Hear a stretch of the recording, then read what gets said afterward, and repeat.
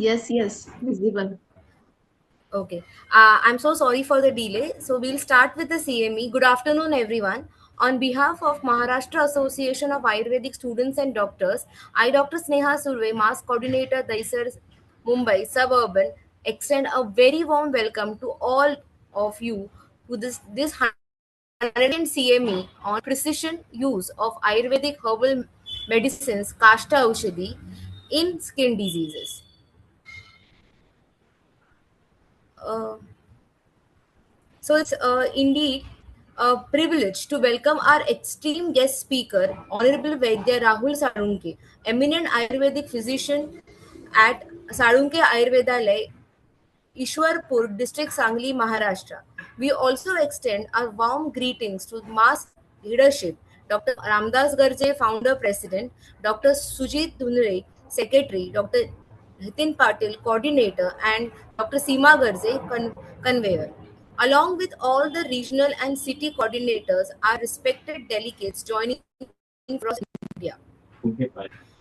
As per the sacred tradition of every Ayurvedic program, let us begin on seeking the blessings of Lord Dhanvantari, the divine physician.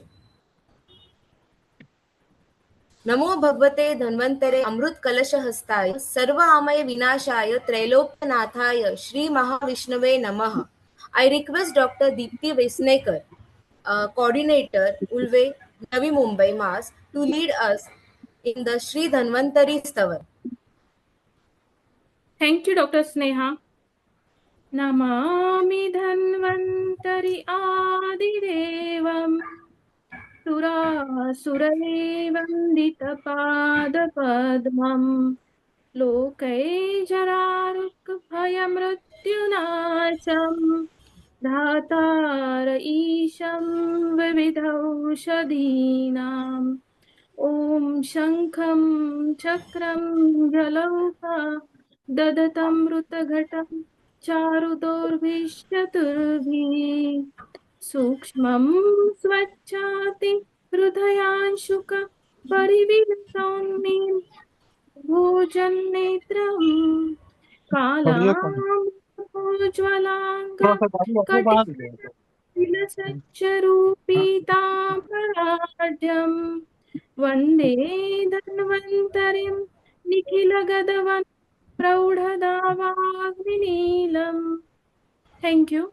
Over to you, Dr. Sneha. Thank you, Dr. Deepti ma'am. Now, Mass is, let's have a small introduction of Mass. Mass is not merely an organization, it is growing academic movement committed to strengthening Ayurvedic education, research, and Dr. clinical Vikas है excellence among students and NI doctors. ठीक है government का भी To share the vision, aims, objectives, and future academic direction of Mass, I would like to invite Dr. Abhilasha Parade, Mumbai Suburban Regional Coordinator, Mass. Hello, Ma'am? good afternoon, everybody. Myself, Dr. Abhilasha Parade from Mumbai Suburban Kandivali Coordinator. I will briefly introduce about the MAS aims and objective. MAS, Sarvabhauma Ayurveda. It's not merely an organization. It is a movement committed to protecting the professional dignities, rights, and empowerment of Ayurveda students and doctors. The Maharashtra Associations of Ayurveda Students and Doctors began as a student-driven movement in January 2008, and it was officially registered on 29 December 2009. From a small collective voice of students, it has grown into a structured, disciplined, and nationally connected Ayurveda organization. Volunteer based on non-government organization founded by and guided by Dr. Shri Ramdas Garje sir, registered under the Mumbai Public Trust Act, holds Darpan Niti Ayog registration, CSR certification, and valid ATG and 20A and 2 approvals. Ayurveda Vanaspati Savardhan and national awareness. Mass Ayurveda Gurukul practitioner dignities and directories. Practicing social activism and sport activities for holistic personality development. Ayurveda, Vanaspati Savardhan and National Awareness Initiative. Protections of professional rights of Ayurveda students and doctors. Legal awareness and representation of the Ayurvedic fraternity. Ayurveda Prachar and Prasar at public as well as academic level. Ayurveda Vanaspati Savardhan and National Awareness Initiative. Mass Ayurveda Gurukul Academic Mention Activities. Practitioner Digital Directory and Employment Supports Initiative. Industrial Coordination and Professional Networking. Today, Mass work at an all India level with branches across Maharashtra, coordinated in major cities, more than 1,000 active members and over 12,000 followers on the social platform. Mass stand firmly for one principle. Ayurveda should not remain only a traditional identity. It must function as a confident clinical science in modern healthcare. Sangatit Vaidya Samartha Ayurveda. From student activism to national academic platforms, MAS continues its journey towards Sarvabhauma Ayurveda, strengthening knowledge, unity, and professional pride. Thank you. Over to Dr. Sneha. Thank you, Dr. Abhilasha Madam. To provide an important information regarding mass registration and CME guidelines, I invite Dr. Sandeep Awad Sir, Coordinator Mumbai Suburban Region Mass. Good afternoon, Dr. everyone. My name is Dr. Sandeep Awad. I'm working with MAS since 2012 as a coordinator in Mumbai. MAS membership benefits. So MAS membership is just not a registration. It is a participation in professional movement dedicated to strengthening of Ayurveda at clinical, academic, and national level. So, in this professional growth and clinical learning, MAS offer opportunities to practitioners in CMEs and academic programs in district, state, and national level. It helps member present case, then research and growth with confidence and professional recognition. Second, network and professional visibility. MAS connects student, practitioner, and academics into nationwide professional Ayurvedic network. Members gain credibility, visibility through the MAS practitioner dictionary and ethical professional exposure.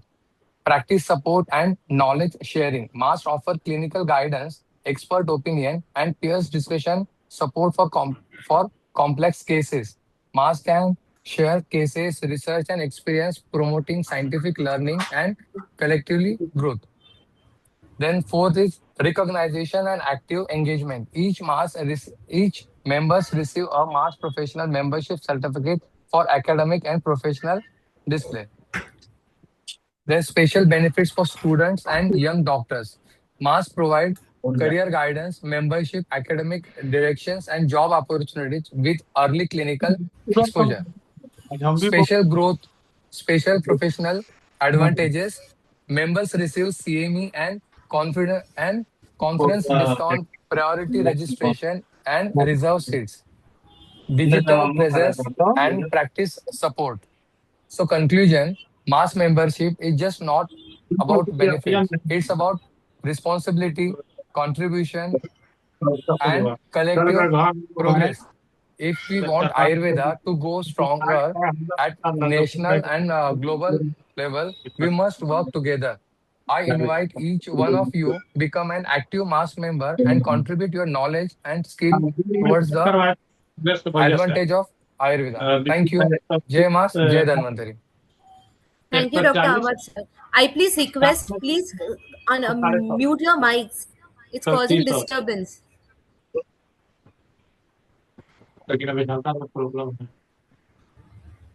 I repeat again, I request all of you to please mute your mics.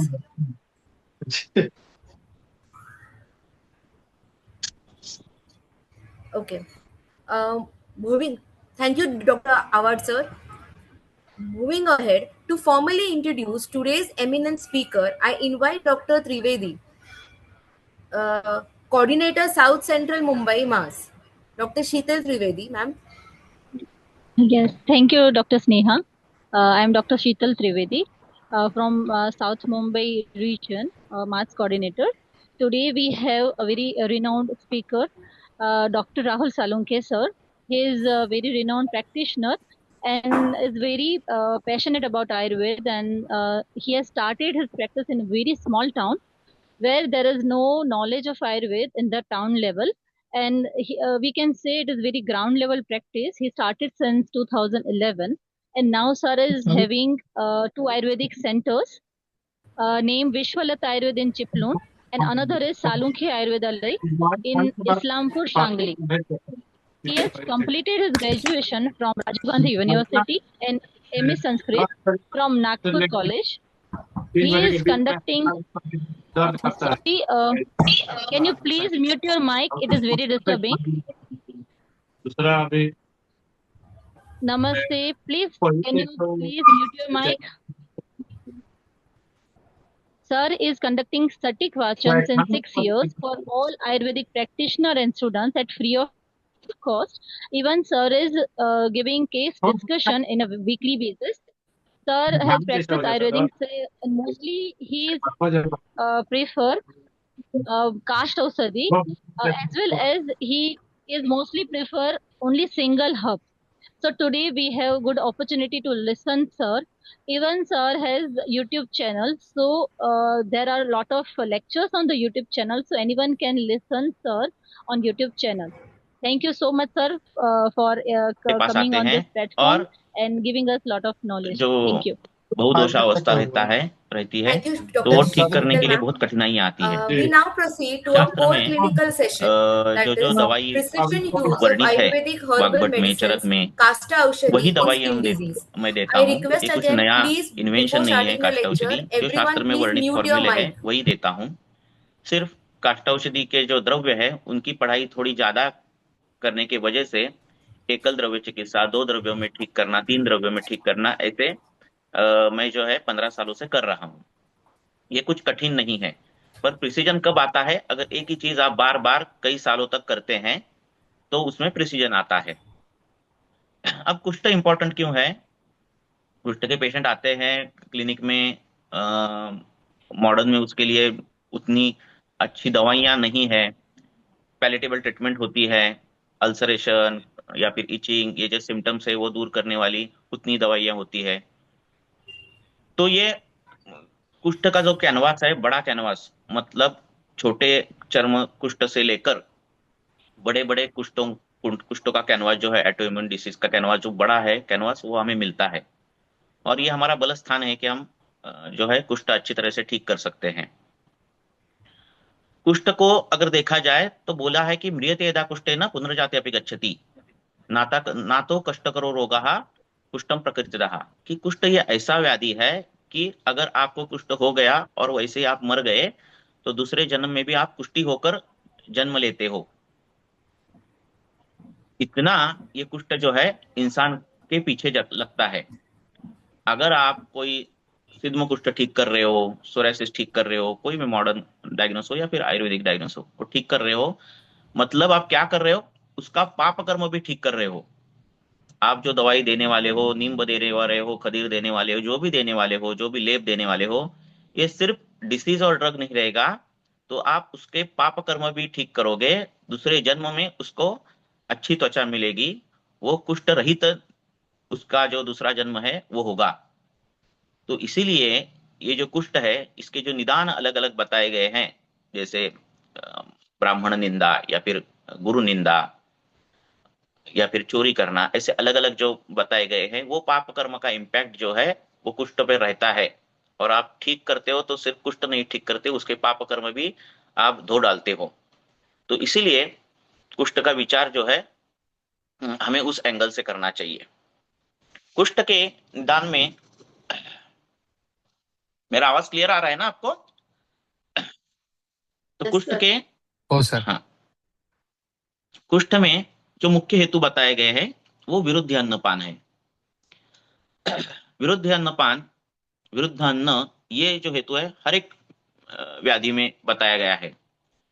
कुष्ठ में खास करके पहला हेतु जो है विरुद्ध अन्नपान द्रवस्निग्ध गुड़ नीचे भजता, ये सब बताया गया है, तो उसमें विरुद्ध अन्न पहले बताया है। इसका कारण ऐसा है कि विरुद्ध अन्न जो है, मैं अभी देखो ये कुष्ठ बड़ा टॉपिक है, उसके हेतु, उसके लक्षण, उसका निदान कैसे किया जाए, फिर द्रव्य सिलेक्शन, ये ऐसे ही जाना चाहिए। पर अभी हमारा जो सब्जेक्ट है वो प्रिसीजन ऑफ द्रव्य है, तो इसलिए मैं ये जो घटक है, आरंभ के घटक है, वो थोड़े थोड़े ले रहा हूं। तो जब तक हेतु नहीं आपको मिल जाता, unless and until you are not finding the हेतु, आप ट्रीटमेंट प्रोटोकॉल नहीं बना सकते। तो विरुद्ध अन्नपान जो है चरक सूत्र स्थान में दिया है कि विरुद्ध अन्नपान से होने वाली व्याधि, तो उसमें ज्यादातर व्याधि जो है वो त्वचा विकार है, कुष्ठ है, किलास है, कंडू है, और बाकी भी है, शांडे है, नपुंसकता है, ये वो ऐसे बहुत सारी व्याधि दिए हैं। तो विरुद्ध अन्नपान ये मुख्य हेतु है जो आजकल बहुत दिखाई देता है, बहुत आहार आहार में रहता है, और इसीलिए कुष्ठ के पेशेंट बहुत बढ़ गए हैं। छोटे छोटे कुष्ठ हो या बड़े बड़े कुष्ठ हो, कुष्ठ के पेशेंट बहुत बढ़ गए हैं, क्लिनिक में वो दिखाई दे रहे हैं, क्योंकि मुख्य उसका हेतु है विरुद्धान्न। विरुद्धान्न जो है वो विष संकल्पना में आता है। ये गर्भ विष है। गर्भ विष में दो चीजें मिक्स करके होने वाला विष। तो विरुद्धान्न जो है वो विष में आता है। तो जिनमें जिन जिन पेशेंट में आपको दिख रहा है कि विरुद्धान्नपान ये इसका उसका हेतु है, विरुद्धान्नपान हेतु है, मीन्स विरुद्धान्नपान अभी सभी है, मैं इस पर अगर ये किया तो 1 साल 1 घंटा उसमें ही जाएगा। तो शहद के साथ ये लेना, दूध के साथ फ्रूट्स लेना, ये सब कुछ आहार विधि जो है वो गलत चीजों से लोग कर रहे हैं। तो विरुद्धान्नपान ये विष अगर पकड़ा गया तो कुष्ठ में जो दवाई आप देते हो उसमें विष का विचार होना चाहिए। हाँ, जैसे श्री जैसा द्रव्य है, चंदन जैसा द्रव्य है, हरिद्रा है, वाड़ा है, उशिर है, तो ये द्रव्यों का प्रयोग होना चाहिए। हम क्या करते हैं, कभी कभार हमारे पास कुष्ठ जब आता है, वात पित्तात्मक हो, कफ पित्तात्मक हो, तो उसकी दवाई हम देते ही है जो शास्त्र में वर्णित है, पर विष का विचार नहीं होता। तो हम हमारे प्रैक्टिस में शीर्ष का विचार या फिर विषग्न द्रव्यों का विचार जो है करते हैं, जिनमें जिनमें हेतु जो है विरुद्धान्न का होता है। दूसरा हेतु जो रहता है विरुद्धान्न पाननी द्रव स्निग्ध गुरुनीच, द्रव हेतु। तो विरुद्धान्न के लिए विष का विचार ये करना चाहिए आपको। और आजकल जो है वो विरुद्धान्न 80% लोग लेते ही है, चाहे वो संयोग विरुद्ध हो, क्रम विरुद्ध हो, कुछ भी विरुद्ध हो, लेते ही है।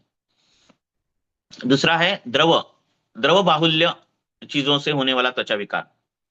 तो अगर हेतु में इस प्रकार के हेतु मिल जाते हैं तो द्रव और शीत गुण के विपरीत जो द्रव्य है, रुक्ष और उष्ण, इस प्रकार से पाचन करना चाहिए। पटोल, विश्व, ऐसे जो द्रव्य है इनका पाचन करके हमें वो ट्रीटमेंट चालू करनी चाहिए। पाचन ये बहुत ही जरूरी है, ये आपको मालूम ही है। तीसरा हेतु बोला है कि भजताम आगता छर्दी प्रतिघ्नताम, कि आने वाली छर्दी का वेग का रोध करने वालों में कुष्ठ होता है। जब दोष आमाशय में बढ़ते हैं तो उत्क्लेश अवस्था आती है और छर्दी जैसा महसूस होता है। पर अगर ये रोका जाए तो क्या हो जाता है, दोष जो है वो शाखागत जाते हैं। कुष्ठ में दोष जो है वो मांसगत जाते हैं, शाखागत जाते हैं, त्वगत जाते हैं और त्वचा विकार निर्माण करते हैं। तो पेंटाप्राजोल लेने वाले लोग, रोज एसिडिटी की गोली लेने वाले लोग, रोज एंटीएमेटिक लेने वाले लोग, इनमें जो है छर्दी का वेग का रोध करने से वजह से होने वाला कुष्ठ जो है दिखाई देता है। ऐसे में एक तो उनको वमन प्लान कर दो, बार बार अगर वो हो रहा है उस प्रकार से तो वमन प्लान कर दो। आपको मालूम है कि छर्दी के वेग रोध होने में जो कुछ वेगावरोध जो है, अधोवात है या फिर पुरुष है, मूत्र है, तो उनमें छर्दी का वेग रोध होने वाले व्याधियों में त्वचा विकार ज्यादा है, विसर्प कोष्ठ कुष्ठाक्षी कंडू पांडवामय जो रहा, इस प्रकार से।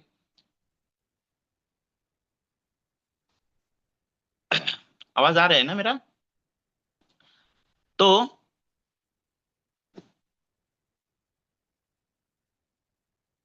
हेलो, हो सर, आवाज येते. स्क्रीन शेअर दिसते म्हणून बोललो.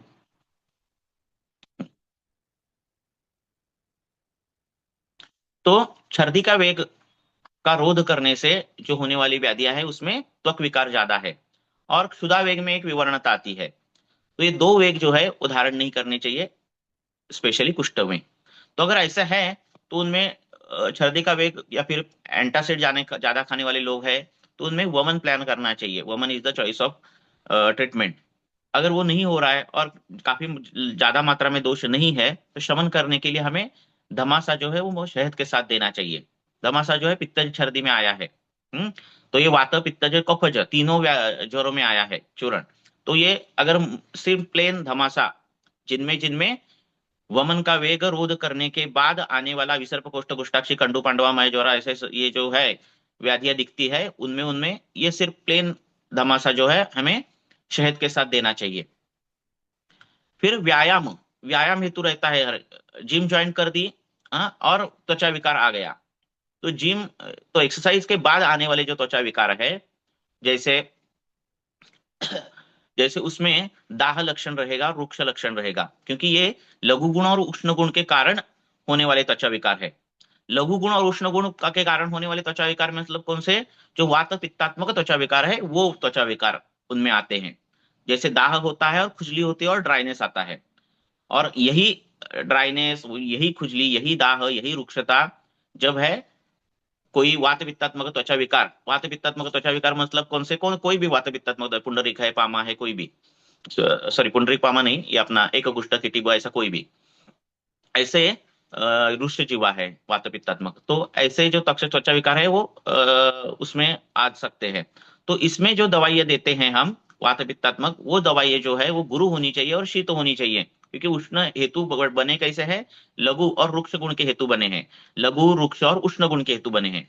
तो जो दवाइयां हम देते हैं तो क्या क्या देते हैं पेट में, तो गोक्षुर है, विदारी है, यष्टि है, ये जो दवाई है वो लगाने के लिए और पेट में दोनों प्रकार से देनी चाहिए। अब यष्टि कब देना है, गोक्षुर कब देना है, शतावरी कब देना है, विदारी कब देना है, ये प्रिसाइज रहेगा। ठीक है, तो इस प्रकार की दवाइयां गुणों के आधार पर देना चाहिए। देखो हमारा आयुर्वेद जो है वो गुणवादी है, तो गुणों का विचार सब जगह आता है। कुष्ठ में बोला है कि कुष्ठ का जो कार्य है उसका वो कार्य देखकर आप दोषों का अनुमान लगा सकते हो। मतलब क्या, अगर कुष्ठ में दाह है, क्लेद, स्त्राव है, जो कुष्ठ है, तो उसका इस कार्य का अनुमान से हम क्या लगा सकते हैं कि हेतु क्या बने हैं, दोष क्या बने हैं। ठीक है, तो पित्त के हेतु बनते हैं, कफ के बनते हैं, वात के बनते हैं, ये कार्य के आधार पर हम बना सकते हैं। अब होना क्या चाहिए, आपको ये जो हेतु बने हैं, जब जो हेतु अगर रुग्ण सेवन कर रहा है, जैसे दधी खा रहा है, नवान्न खा रहा है, अति अम्बुपान कर रहा है, और उसमें जो कुछ हेतु बने, उसमें उसमें क्या क्या, उसमें रुक्षता आई, अगर दोद आया, शूल आया, संकोच आया, या फिर स्ट्रेचनिंग आया, ऐसे कुछ आया, तो हम बता सकते हैं कि वात के हेतु ज्यादा बने हैं, ये वातात्मक कुष्ठ है। तो जो कल्पनाएं हैं वो तेल होना चाहिए, घृत होना चाहिए, इस प्रकार से होना चाहिए। तो इसीलिए जो है निदान हेतु जो है बहुत महत्वपूर्ण है। व्यायाम हो गया, फिर संताप हो गया, फिर आतप सेवन हो गया, ये सेम एक प्रकार के हेतु है। इनमें जो जो द्रव्य देने वाले हो, ये गुरु गुण के, स्निग्ध गुण के, शीत गुण के चाहिए, घृत कल्पना चाहिए। ठीक है, कफोपित्तात्मक जब कुष्ठ होता है, जैसे पुंडरीक है, पामा है, शतारु है, ऐसे जो होते हैं, उनमें जो कल्पनाएं देने जाने वाले हो, वो चूर्ण कल्पना रहनी चाहिए, लेप होना चाहिए, क्वात होना चाहिए, इस प्रकार से होना चाहिए। अगर कुष्ठ वात पित्तात्मक कुष्ठ है, क्लेद ऑलरेडी दुष्टि है, ऐसा सब कुछ है, और हमने घृत कल्पना दे दी, तो घृत से क्या होता है, कुष्ठ बढ़ता है। बहुत सी गलतियां होती है, मैं गलतियां लास्ट लेक्चर के लास्ट में बोलूंगा कि गलतियां कहाँ होती है, तो वहां गलतियां होती है कि आ गया पेशेंट और हमने तिक्त घृत चालू कर दिया, तो ऐसे नहीं होना चाहिए। दूसरा हेतु क्या है, अजीर्ण अध्यक्षनाम, ये टिपिकली हेतु मिल जाता है। सुबह नाश्ता करने के बाद लोग 8-9 बजे के बाद नाश्ता करने के बाद 11 बजे खाना खाते हैं, ऐसा अजीर्ण के बाद खाना खाना, अध्यशन करना, ये जो है कुष्ठ का हेतु मिलता ही मिलता है। जब तक कुष्ठ के हेतु आप बंद नहीं करोगे तब तक कुष्ठ आपसे ठीक नहीं होगा।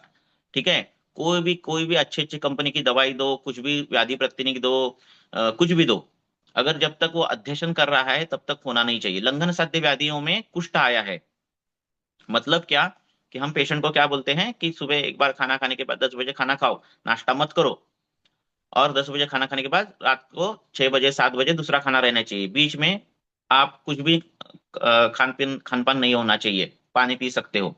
ये होने के बाद क्या होगा, क्लेद निर्माण नहीं होता, आम निर्माण नहीं होता, और लंघन से कुष्ठ साध्य होता है।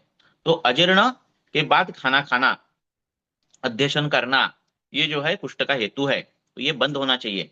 अगर ऐसा हेतु मिल रहा है और कोई भी आपके पास कुष्ठ है, चाहे वो सोरियासिस हो कुछ भी हो, अगर हेतु अध्यशन मिल रहा है तो आपकी पहली ट्रीटमेंट जो है वो नाश्ता बंद करना ये होनी चाहिए, बीच बीच में खाना बंद करना ये होना चाहिए, और आपको पाचन देना चाहिए। पाचन देने के बाद पटोल से हमने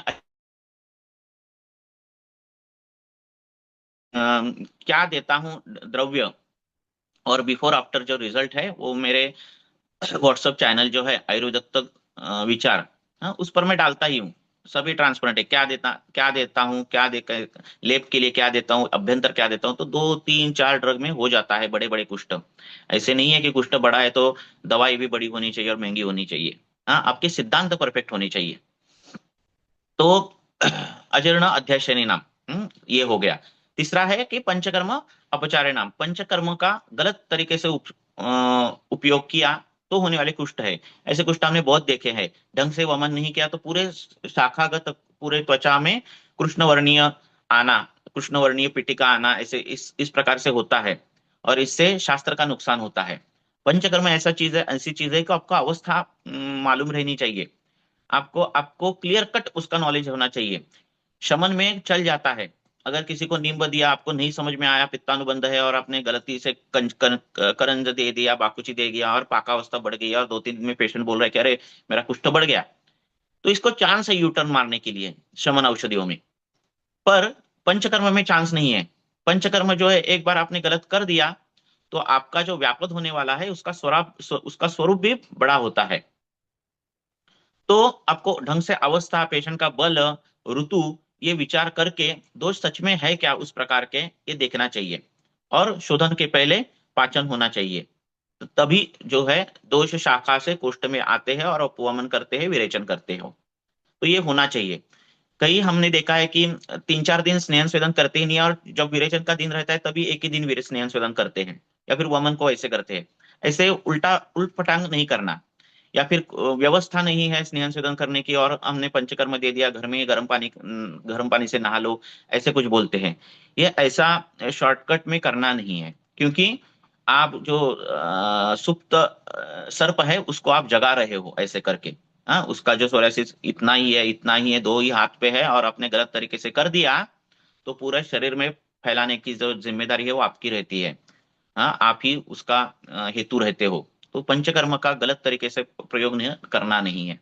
पेशेंट बोल भी रहा है, अगर अरे मैं वमन करने के लिए आया हूँ, किसी ने तो बोला है वमन कर दो ठीक हो जाएगा, और आपको लग रहा है कि ये वात भूयिष्ठ कुष्ठ है, हाँ, इसमें वात का ये ज्यादा है, ऑलरेडी उसकी गति शाखागत गई है, ये कुष्ठ ऐसा ऐसा है, सामावस्था ज्यादा है, तो आपको नहीं करना है, आपको शमन औषधि देनी है, ये ध्यान में रखो।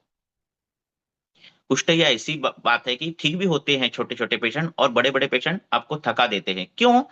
क्योंकि बहुदोष अवस्था जो रहती है या फिर त्रिदोष जो अवस्था रहती है, सन्निपातिक अवस्था, ये सन्निपातिक अवस्था जो रहती है ये पेशेंट हमारे पास आते नहीं। जैसे ज्वर की सन्निपातिक अवस्था रहती है, कष्ट साध्य है, ये आईसीयू में पेशेंट रहते हैं। रक्त पित्त की असाध्य अवस्था, पेशेंट आईसीयू में रहते हैं। प्राणव संस्थान में अगर अति बहुदोषा अवस्था हो, पेशेंट आईसीयू में रहते हैं, वेंटिलेटर पे रहता है पेशेंट। ये कष्ट साध्य है, असाध्य है। पर त्वचा विकार की अति बहुदोषा अवस्था जो रहती है ये पेशेंट हमारे पास आते हैं। तो इसीलिए हमारा जो त्वचा विकार का कैनवास है वो सुख साध्य से लेकर असाध्य तक ये पूरा कैनवास हमें मिलता है। तो हमें डिफरेंशिएट करने आना चाहिए कि सार्वदैहिक लक्षण है, अग्निमांद्य है, ऐसा ऐसा है तो ये असाध्य है, या फिर प्रत्याख्याय करो कि उसको बोलो कि मैं ट्रीटमेंट दे रहा हूँ और इतना इतना टाइम लगेगा, समय लगेगा। आपका जो सेंटेंस रहेगा वो उसके लिए सूत्र जैसा रहेगा, आपने गलत बोला तो वो उस प्रकार से फॉलो करने वाला है। तो ये कुष्ठ का पूरा कैनवास साध्य से लेकर असाध्य तक पूरा आपके पास रहने वाला है, बाकी व्याधियों का नहीं रहता। अति बहुदोषावस्था प्राणव स्रोतस के पेशेंट आईसीयू में रहते हैं, वेंटिलेटर पे रहते हैं। हाँ, बाकी दूसरे कार्डियोवास्कुलर सिस्टम में कुछ बहुदोषा अवस्था रहता है तो वो पेशेंट वहां रहता है कार्डियोलॉजिस्ट के पास। तो आपको आपके पास जो है कुष्ठ का ये पूरा कैनवास मिलता है, असाध्य का भी, कष्ट साध्य का भी, याप्य का भी और सुख साध्य का भी। तो इसके लिए ये कुष्ठ का और बहुत ही अच्छा डिसीज है ठीक करने के लिए। और क्योंकि उसके जो लक्षण है, मतलब क्या, दाह है, राग है, पीटिका है, शाव अरुण वर्णता है, दारण है, जो भी लक्षण है वो वैद्य संवेद्य है। पेशेंट बोल नहीं सकता अरे मेरा ठीक नहीं हुआ, वो दिखता है, वो दिखता है कि ये कुष्ठ था और अभी 10 दिन के बाद ये आया है और ये कुष्ठ गया है ना। तो पेशेंट गलत नहीं बोल सकता या फिर आपको फंसा नहीं सकता, अरे नहीं हुआ। वातव्याधि में हो सकता है क्योंकि लक्षण जो है, वेदना लक्षण जो है वो रुग्ण संवेद्य है। वो आप बोले पेनिंग कम हुआ है क्या, तो पेशेंट बोलेगा नहीं हुआ है, भले ही हुआ होगा तो भी। पर कुष्ठ में ऐसा नहीं होता, इसीलिए कुष्ठ में आपको बिफोर ट्रीटमेंट आफ्टर ट्रीटमेंट ये फोटो मिलते हैं, ये आपको कॉन्फिडेंस भी मिलता है और पेशेंट को भी कॉन्फिडेंस मिलता है कि ये देखो पहले 10 दिन के पहले ये था और 15 दिन के बाद ये हुआ। तो इसीलिए ये व्याधि जो है बहुत ही इंटरेस्टिंग है।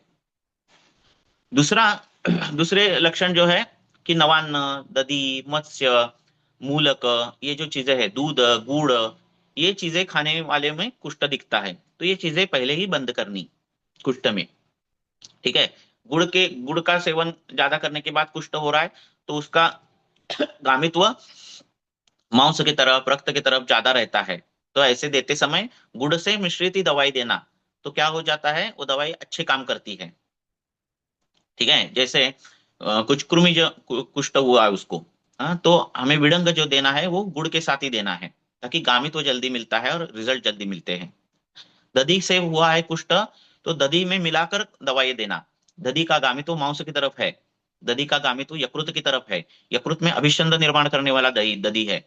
हाँ, उसके विपरीत जो द्रव्य है वो दारवी है, यकृत का अभिसंध दूर करती है, भूम्याम्ल की है। ऐसी बहुत सी दवाई है। द्रव्यों के बारे में बोला तो एक ही द्रव्य के लिए घंटा नहीं हमें ये होगा। तो दवाई देने वाले हो आप जिसका गामित्व मांस की तरफ है वो दधी के साथ दे दो, निम्ब दधी के साथ दे दो। निम्ब का गामित्व मांस पाचक में निम्ब आया है तो दधी के साथ दिया तो जल्दी रिजल्ट मिलते हैं। विस्फोट आदि चीजें जो है, कृमि जो विकार है वो जल्दी ठीक होते हैं। तो ऐसा गामित्व का विचार करके आप ये जो कुष्ठ में जो अपत्यकर चीजें बताई है उसका उपयोग करो। ठीक है ना। अपत्य क्यों बताई गई है, क्योंकि उसका जो गामित्व है वो रस की तरफ, मांस की तरफ है।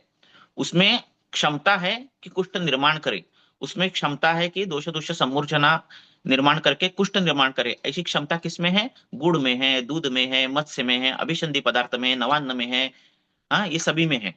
तो इनका प्रयोग करके आप कुष्ठ की दवाइयां देकर जल्दी रिजल्ट आपको मिल सकते हैं। ठीक है, तो ये हो गया कुष्ठ की निदान। और भी है, व्यवाय है, व्यवाय के बाद खाना खाना, अजीर्ण के बाद व्यवाय करना, अजीर्ण व्यवाय, अजीर्ण के बाद व्यवाय करना, ये भी है क्योंकि गति जो है शाखा की तरफ जाती है दोषों की, और खाना हजम नहीं होता और आम जो है शाखागत चला जाता है।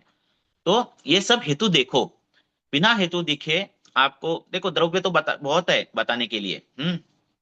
एक एक द्रव्य बाकुची ले लिया या फिर करंज ले लिया तो एक एक द्रव्य के लिए आधा आधा घंटा भी कम है।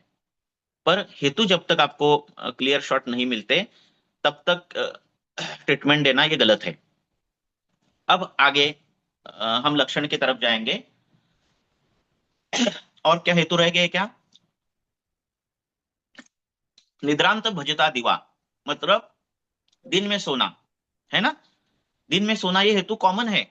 पुणे में, मुंबई में 1 से 4 लोग सोते हैं, और चाहे वो साथ में हुआ फिर भी वो अपत्य ही है। तो ऐसा अगर है तो दिन में सोने से कौन से गुण बढ़ते हैं, तो कौन से गुण बढ़ते हैं, द्रव गुण बढ़ता है, कफ और पित्त ये 2 गुण बढ़ते हैं, धातु में शैथिल्यता आती है ना। तो ऐसे कुष्ठ ऐसे अगर रुग्ण आपके पास आते हैं तो क्या होता है मालूम है, जब आप द्रव्य देते हो कोई भी तो कुष्ठ ठीक होता है, द्रव्य बंद करने के बाद, ट्रीटमेंट बंद के बाद वापिस आता है। क्यों, भजताम दिवा, निद्राचम भजताम दिवा, वो दिन में सोता है।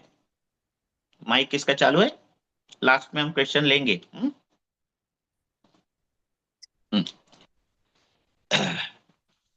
तो इस प्रकार से कुष्ठ की संप्राप्तियां बनती है। और कुष्ठ के जो बाकी हेतु बोले हैं कि मुनि, ब्राह्मण, साधु इनकी निंदा करना, बुद्धिमान लोगों की निंदा करना, जो समाज में जिनको आदर है, रिस्पेक्ट है, उनकी निंदा करना, चोरी करना, परग्रह, दूसरों का धन जो है उसकी इच्छा करना, ये कुष्ठ के हेतु बनते हैं।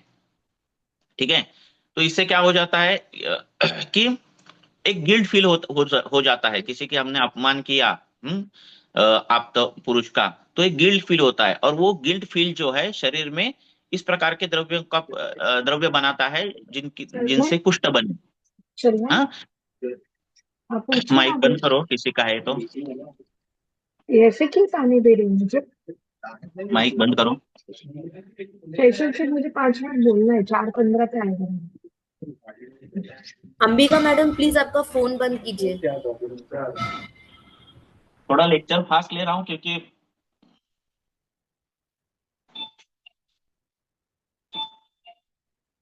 आप 1.5 घंटा मुझे दे रहे हो, तो आपका ज्यादा से ज्यादा ये होना चाहिए, यूटिलाइज होना चाहिए। हाँ, तो क्या बोल रहा था मैं? तो उनका अपमान करने के बाद जो गिल्ट फील आती है, या फिर चोरी करने के बाद, वो गिल्ट फील जो है वो संप्राप्ति मांस की तरफ लेकर जाती है, और त्वचा जो है वो मांस से बनती है। हाँ, शिरस्य व संतानिका सब तो त्वचा होती है ना, जैसे दूध उबालकर साय बनती है, उस प्रकार से गर्भ में त्वचा बनती है। जालिनी ये वो बोला है त्वचा को, जैसे ढक्कन होता है उस प्रकार का ढक्कन है हमारे शरीर पर त्वचा। तो इस प्रकार की बनती है। देखो, किसी ने अगर चोरी की तो क्या हो जाता है, उसको कंप आता है। नार्को टेस्ट करते तो क्या देखते हैं, टेम्परेचर और कंप। हाँ, ये दोनों चीजें देखते हैं। तो कितना भी वो ये हो क्राइम, क्रिमिनल, कि उसने बहुत से क्राइम किए हैं, हाँ, कितना भी डेंजरस हो, कुछ भी हो, हाँ, डरता नहीं हो, तो भी उसके टेम्परेचर में वेरिएशन आता है और कंप में वेरिएशन आता है, कंप आता है। तो ये दोनों चीजें जो है मांस की तरफ संप्राप्ति लेकर जाते हैं, और ये कुष्ठ बनता है। तो ये इतना प्रिसाइज और इतना हेतुओं का विचार जो है आयुर्वेद छोड़कर किसी अन्य शास्त्र में नहीं है। ठीक है ना? तो आप कुष्ठ ठीक कर रहे हो, मतलब उसका पाप भी धो रहे हो, ये ध्यान में रखो। अब आगे जाएंगे, अभी हेतु छोड़ेंगे, फटाफट आगे जाएंगे, 4 बज गए हैं। हाँ? अब कुष्ठ जो है वो टिपिकल लक्षण दिखाता है, कोई भी कुष्ठ। वातज कुष्ठ होगा तो क्या, रुक्षता रहेगी, शोष रहेगा, तोद रहेगा, शूल रहेगा, पारुष्य रहेगा। पारुष्य मतलब क्या? पारुष्य मतलब रफनेस। खर भाव रहेगा, खर भाव मतलब ठीक हो जाती है त्वचा। शाव अरुण वर्ण रहेगा, ये वातज है, ये वातज है।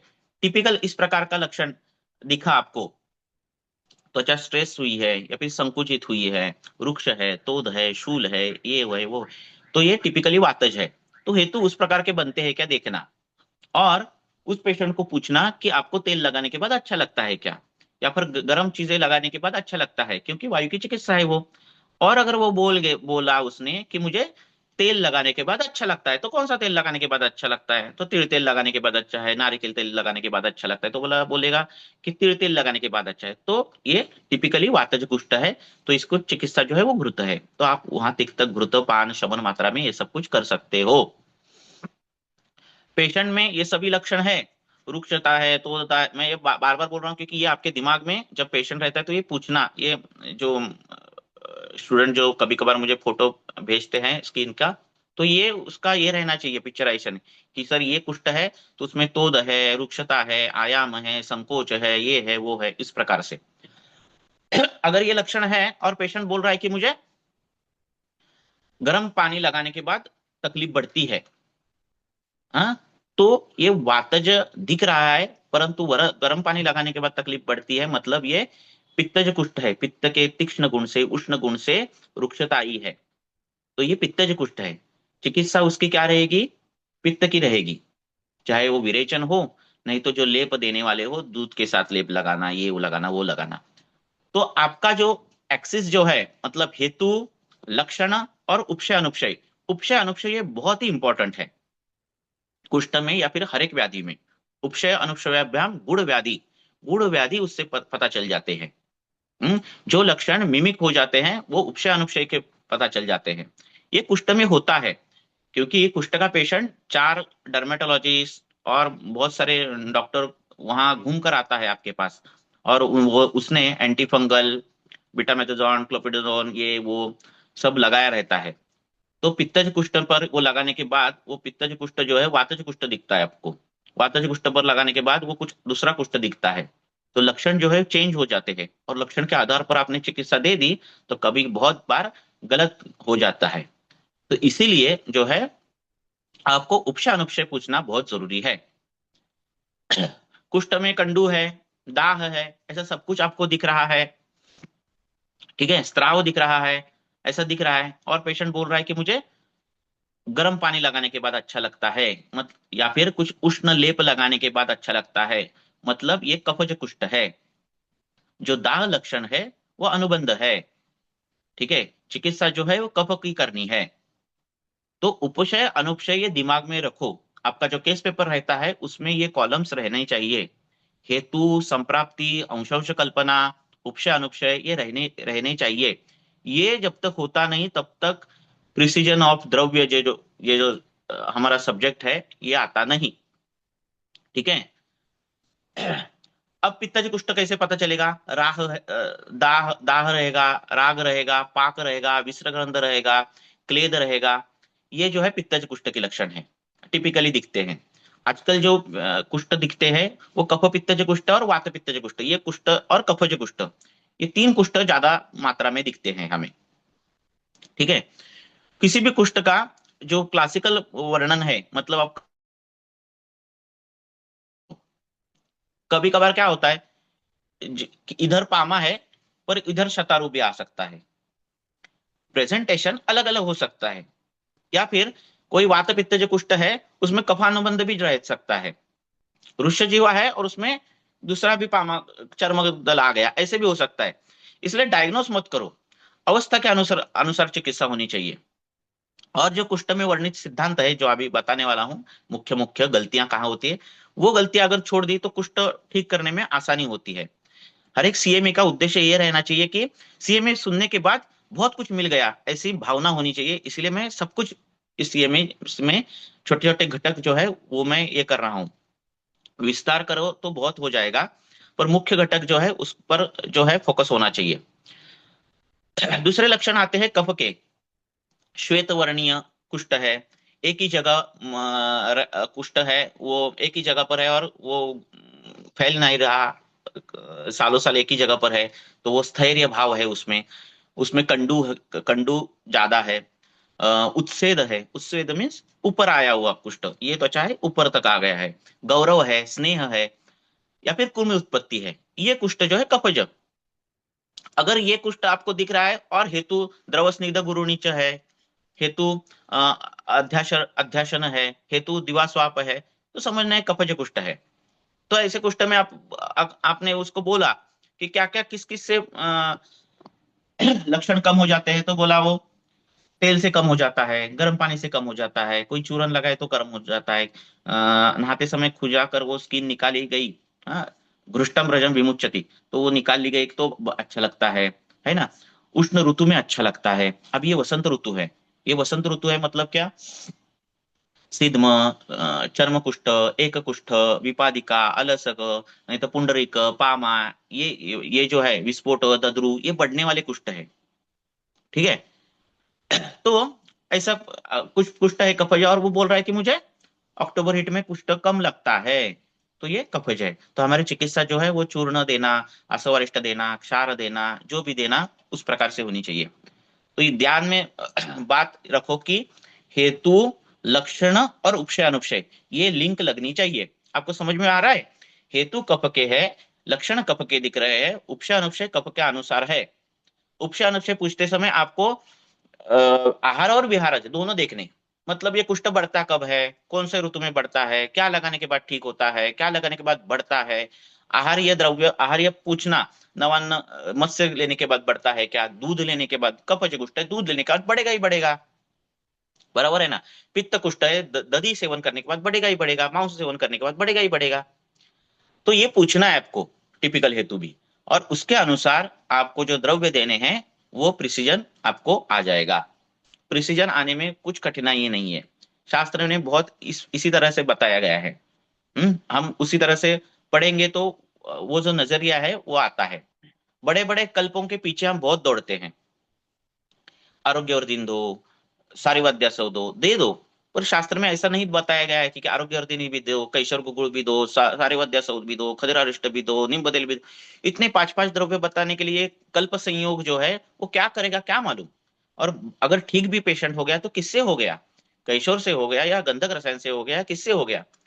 इसीलिए प्रिसीजन आनी चाहिए। प्रिसीजन का फायदा ये है कि हमें द्रव्य कम लगते हैं, पेशेंट को अफोर्डेबल ट्रीटमेंट होती है और रिजल्ट जल्दी मिलती है। गलतियां भी कर दी तो किससे गलती हो गई, किस चीज से गलती हो गई, वो हम सुधार सकते हैं। बराबर है। अगर मैंने किसी को करंज दे दिया, बाकुची दे दिया और कुष्ठ बढ़ गया, फॉर एग्जाम्पल 4-5 दिन के बाद उसने फोन कर दिया और ये हो गया, तो मुझे वापस से मैं हेतु देखूंगा, उपशय अनुपशय वापस से पूछूंगा और फिर पता चलेगा अरे नहीं, उपशय तो उष्ण से अनुपशय तो उष्ण से मिल रहा है, शीत से उपशय मिल रहा है, तो मैं ये बंद कर दूंगा और उशीर चंदन आदि जो कल्प है वो दे दूंगा। ये चांस मिलता है जब हम प्रिसाइज ट्रीटमेंट देते हैं तब। जब आप कल्प संयोग दोगे तो रेट भी बढ़ेगा और प्रिसीजन नहीं आता, अंधेरे में पत्थर मारने जैसा रहता है और बृहत्रयों ने उनके लिए ये अपेक्षित नहीं है। जब वो महातिक्तक घृत देते बोलते हैं तो बोलते कि ये महातिक्तक घृत देने के बाद पामा कंडू ये वो चर्म के ये सब जाएगा, उसके बाद आप ये मत दो, उसके बाद आप वो मत दो, ऐसे नहीं बोलते वो। ये दो उसके बाद वो दो, उसके बाद आसव अरिष्ट भी दो, ऐसे नहीं बोलते। वो बोलते हेतु बंद करो और ये तिक्तक घृत दो, हेतु बंद करो और ये कुष्ठादि चूर्ण दो, हेतु बंद करो और ये दे दो। ठीक है, तो ये रहना चाहिए। इसीलिए प्रिसीजन होना चाहिए। दूसरा बहुत से पॉइंट है, अभी 4:15 बजे है, तो एक 2-3 द्रव्य लेता हूं ताकि इंटरेस्ट आपका बढ़े और फिर गलतियां कहाँ होती है वो देखेंगे हम। सभी द्रव्य हम ले नहीं सकते। ठीक है, तो आप क्या करो, आपको एक आइडिया देता हूं। वातज कुष्ठ का पाल वो तो असध्य होगा, पित्तज रुष्य पीवा, वो डायग्नोस भी मत करो रुष्य जीवा बीवा। कफज कुष्ठ, वात पित्तज, कफ पित्तज और कृमिज। वात कफज, वात पित्तज और कफ पित्तज और कृमिज और विषजन्य, ऐसे उनकी कैटेगराइज करो कुष्ठ का। और जो जो कल्प दिए हैं, जो जो द्रव्य दिए हैं शास्त्र में वर्णित, उनको इस कॉलम में डाल दो और फिर उन द्रव्यों की पढ़ाई करोगे तो वात पित्तज अवस्था में गोक्षुर आएगा, यष्टि आएगा, तो गोक्षुर कब प्रयोग करना, यष्टि कब प्रयोग करना, विधारी कब प्रयोग करना, बदला कब प्रयोग करना, घृत कब प्रयोग करना, इसकी पढ़ाई करोगे तो इसमें प्रिसीजन आएगा। और वो भी दे दोगे तो भी रिजल्ट मिलेंगे, पर प्रिसीजन करोगे तो एक ही द्रव्य में काम हो सकता है। तो ये काम करो। तो इनमें तो कुष्ठ, कोई भी कुष्ठ हो, चाहे उक्त हो अनुक्त हो, कोई भी कुष्ठ हो, तो इनमें ये कैटेगरी में किधर तो वो आएगा। वात जो हो तो घृत देना है, तेल देना है, पित्त जो हो तो घृत देना है, चूर्ण देने हैं, कफ जो हो तो चूर्ण देना है, अश्वरिष्ट देना है। पित्त जो है और उसको अश्वरिष्ट आपने दे दिया, बढ़ेगा। ये तीक्ष्ण कल्पना है ना। वात पित्त जो कुष्ठ है, आपको घृत देना है, कितना घृत देना है उसके अवस्था पे निर्धारित रहेगा। आपको चूर्ण देना है, आपको हिम फांट ये देना है, आपको दूध में कल्पना दे सकते हैं, आप क्षीरपाक दे सकते हो आप। वात पित्त जो कुष्ठ इसीलिए पाचन करने के बाद, है ना। कफ पित्त जो है आपको चूर्ण कल्पना देनी चाहिए। वात पित्त जो है और आपने खदिरारिष्ट दे दिया, तक्रारिष्ट दे दिया और कोई आरिष्ट विरिष्ट दे दिया, तो नहीं फायदा होने वाला, है ना, क्योंकि पहले से ही वो वात पित्तज है। देखो वात पित्तज और पित्त कफज, इनमें वात पित्तज जो है उसकी पाकावस्था ज्यादा है, जल्दी फैल जाता है, क्योंकि वात जो है योगवाही है। अगर पित्त के साथ वो मिल गया दोस्त, तो क्या होता है, दहादि लक्षण बढ़ जाते हैं। कफ पित्त में क्या होता है, कफ थोड़ा उल्टा है पित्त से, तो क्या होता है, इतना स्पीड नहीं होता। तो वात पित्त जो है उसमें स्पीड होता है। अग्नि विसर्प क्या है, वही है। तो वात पित्त जो अवस्था आपको देखनी है, तो वात के रुक्ष भिक्ष ये जो गुण रहेंगे वो रहेंगे, आरक्त वर्णत रहेगा, दाह रहेगा, दाह सर्वांग दाह रहेगा। तो ऐसे कुष्ठ को ये करना है तो आपको घृत देना चाहिए। आपको तेल जो देने वाले हो लगाने के लिए, वो तेल कोकोनट ऑयल में सिद्ध किए हुए तेल, जो नॉर्थ के जो तेल रहते हैं ना, वो कोकोनट ऑयल में सिद्ध किए हुए रहते हैं, वैसा तेल जो है आपको लगाने के लिए देना है। देखो पटोल, नींब, खदीर, करंज, बाकुची, ये अपामार्ग, ऐसे सभी द्रव्य दिए हैं, उनको कैटेगराइज करने आना चाहिए, तो प्रिसीजन हो जाता है। कफ पित्तज में वर्णित जो द्रव्य है उनके ही घृत बनाए तो वो वातज में काम करते हैं, ऐसा कुछ बड़ा नहीं है, ठीक है ना। पर हमें घृत कब देना है, तेल कब लगाना है, चूर्ण कब देना है, लेप कब देना है, शिरपा कब देना है, ये जो है ये प्रिसीजन आना चाहिए, तो जो है इजी काम हो जाता है।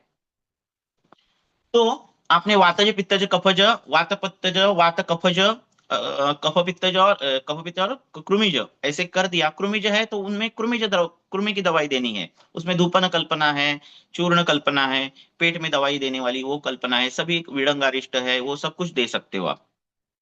ठीक है। और विषजन्य, विष में क्या करना है, अभी मैं द्रव्यों के बारे में फटाफट बताता हूँ तो आपका इंटरेस्ट बढ़े। हाँ, क्योंकि यही बताए तो आप बोलोगे द्रव्य कब बताओगे। तो विष से क्या है उत्पन्न, अगर कुष्ठ हो, विष से उत्पन्न मतलब क्या, कोई कॉस्मेटिक प्रयोग कर रहा है और व्यंग आ गया, नीलिका आ गई, कोई कुछ केमिकल फैक्ट्री में काम कर रहा है और कोई कुष्ठ आ गया, तो इसमें श्रेष्ठ द्रव्य शीरीष है। तो शीरीष का घृत या फिर चूर्ण, ये सब आप दे सकते हो। शीरीष, हरिद्रा, चंदन, उचिर, दारवी, ये जो है कुष्ठ विषग्न है, तो इनका प्रयोग अभ्यंतर बाह्य इस प्रकार से करना है। विष का जो स्वरूप है, दो जगह से दो इसमें दिखता है, एक उष्णजन्य कुछ स्वरूप दिखता है विष का, और एक शैत्य दिखता है। हाँ, मतलब कंडू आ गया, विष से उत्पन्न कंडू, तो हरिद्रा आएगी वहां, मंजिष्ठा आएगी वहां। हाँ, ठीक है। विष से उत्पन्न दाहदी लक्षण दिख रहा है तो चंदन आएगा वहां। इस प्रकार से आप वीर्य के अनुसार विषग्न जो है वो कैटेगराइज कर सकते हो और उसका प्रयोग कर सकते हो। होता क्या है, हमें मालूम ही नहीं है कि चंदन लगाने के बाद इतना हो सकता है, हमें मालूम ही नहीं है कि लोध्र का लेप लगाने के बाद इतना कुछ तो ठीक हो सकता है। ये मैं सिर्फ बोल नहीं रहा हूँ, ये प्रैक्टिकल कर रहा हूँ, ये करता हूँ। क्योंकि क्या है, काष्ठावशेष पर बोलना, एकल द्रव्य पर बोलना और प्रैक्टिस में मैं 10-10 द्रव्य दे रहा हूँ, ये ऐसा नहीं होना चाहिए। हाँ, जो मैं कर रहा हूँ वही मैं बोल सकता हूँ, और ये बोलने का अधिकार मुझे है। तो हमने कभी देखा नहीं है कि इतना सा लेप लगा, लोध्र का लेप लगाकर, हरिद्रा का लेप लगाकर कुष्ठ जाता है। हमें मालूम है बड़ा कुष्ठ है तो बड़े कल्प आने चाहिए, महंगे कल्प आने चाहिए, ऐसा कुछ नहीं है। सिद्धांत आपके जो है वो एकदम एक्यूरेट बैठने चाहिए, तो आप सिंपल काष्ठौषधि में बड़े बड़े कुष्ठ ठीक कर सकते हो। क्योंकि एक द्रव्य जो है वो एक द्रव्य नहीं है, उसमें गुण है, उसमें रस है, उसमें वीर्य है, उसमें विपाक है, उसमें उसका उत्कर्ष शक्ति है। दो समान गुण वाले द्रव्य एक काम नहीं करते, उनकी खुद की एक क्षमता है। तो द्रव्यों की अगर पढ़ाई की जाए तो बहुत ही आसान होता है। और ऐसे लॉट्स ऑफ पेशेंट, हाँ, कि मैंने काउंट नहीं किए इतने सोरियासिस के, हमने बिफोर आफ्टर हमारे पास है कि ये सोरियासिस है और ये सोरियासिस नहीं है। आप ढूंढ नहीं पाओगे कि हाँ उसको सोरियासिस था।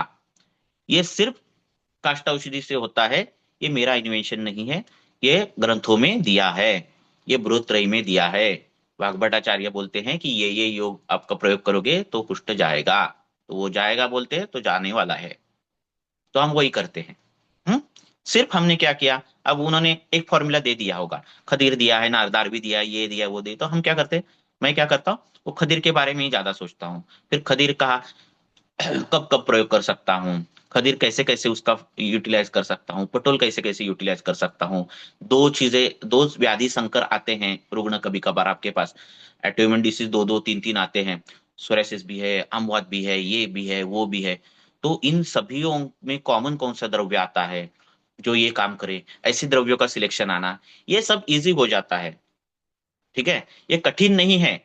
जब गाड़ी पहले सीखते हो तो पहले कठिन रहता है, अरे क्लच दबाओ, फिर गियर डालो, फिर क्लच आधा छोड़ दो, फिर थोड़ा छोड़ दो, ये पहले हमारे दिमाग में बहुत रहता है जब गाड़ियां पहले पहले चलाते हैं तब।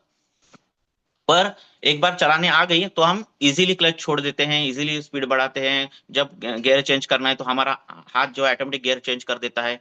ये प्रिसीजन आता है कब, बार बार गाड़ी चलाने के बाद। तो ये भी प्रिसीजन आता है द्रव्य सिलेक्शन का, बार बार अगर वही द्रव्य आप प्रयोग करोगे तब। ठीक है, थोड़ा फास्ट हो रहा है क्या?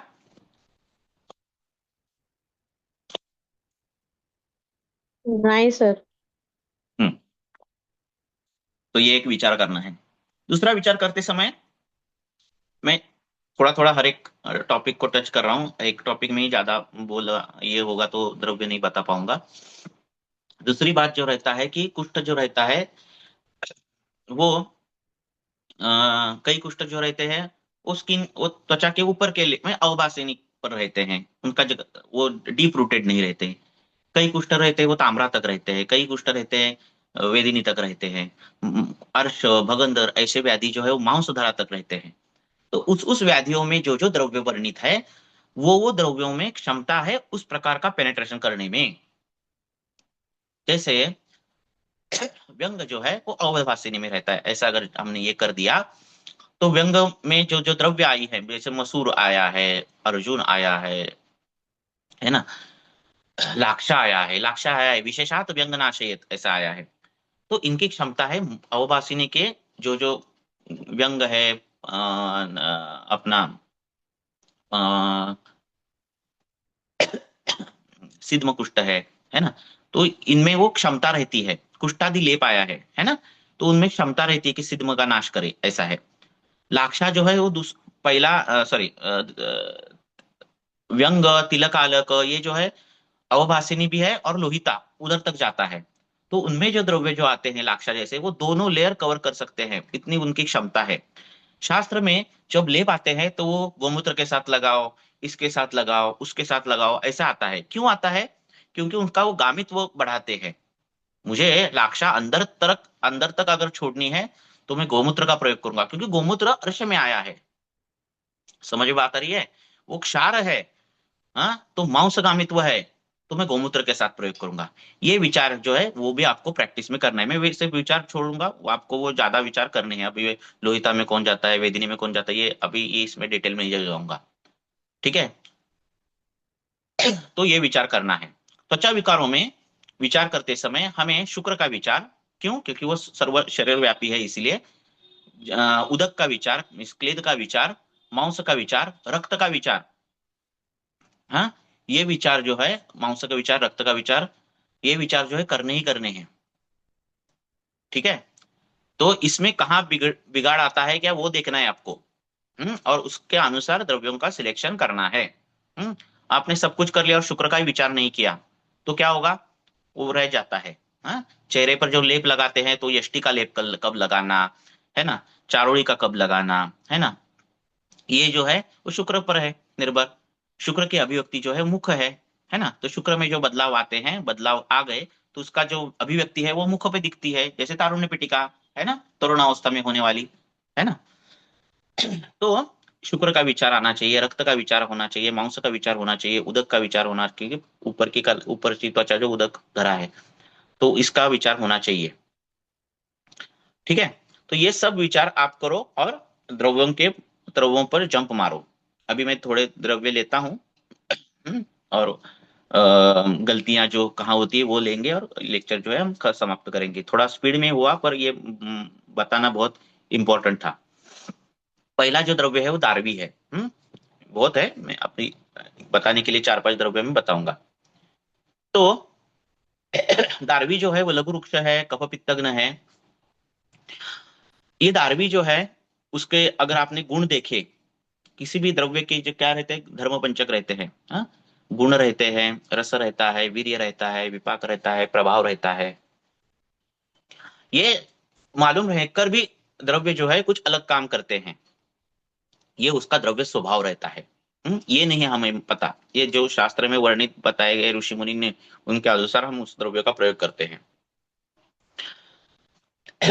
ये जो दारवी है ये कौन से गण में आती है? कंडुग्न, अर्शोग्न, लेखनीय ऐसे द्रव्य इसमें आती है, गण में आते हैं चरकोक्त। और सुश्रुतोक्त, हरिद्रादि, मुस्तादि ऐसे गण में आती है।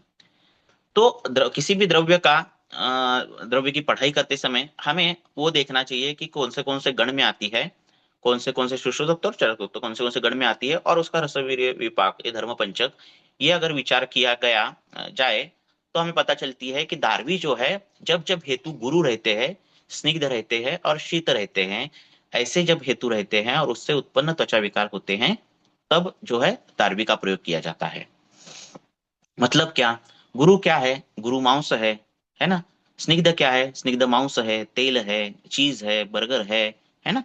शीत क्या है? शीत कोका कोला है, शीत आइसक्रीम है, शीत सभी चीजें हैं, दूध है। तो ऐसी जो हेतु बनते हैं उसमें दारवी का प्रयोग आता है, दारवी का प्रयोग करना है।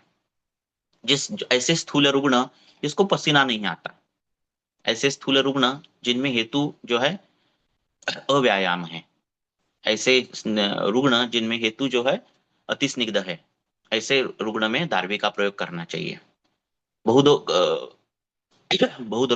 सॉरी, द्रव बाहुल्य कफ बड़ा है, प्रमेह जैसा व्याधि है, उनमें कृष्ण वर्णीय त्वचा हो जाती है, एक्यांथोसिस नाइग्रिकन्स, ऐसे काला पट्टा ये हो जाता है, ऐसे में दार्वी काम करती है।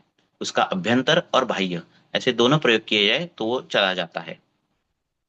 कफज अर्श में दार्वी का प्रयोग, कफज अर्श में जब त्वक विवर्णता आती है, क्या बोला है कि नयन, नख, त्वचा, इसमें शुक्लत्व आ जाता है, इसमें शुक्लत्व आता है, तो ऐसे में दार्वी का प्रयोग वहां करना चाहिए।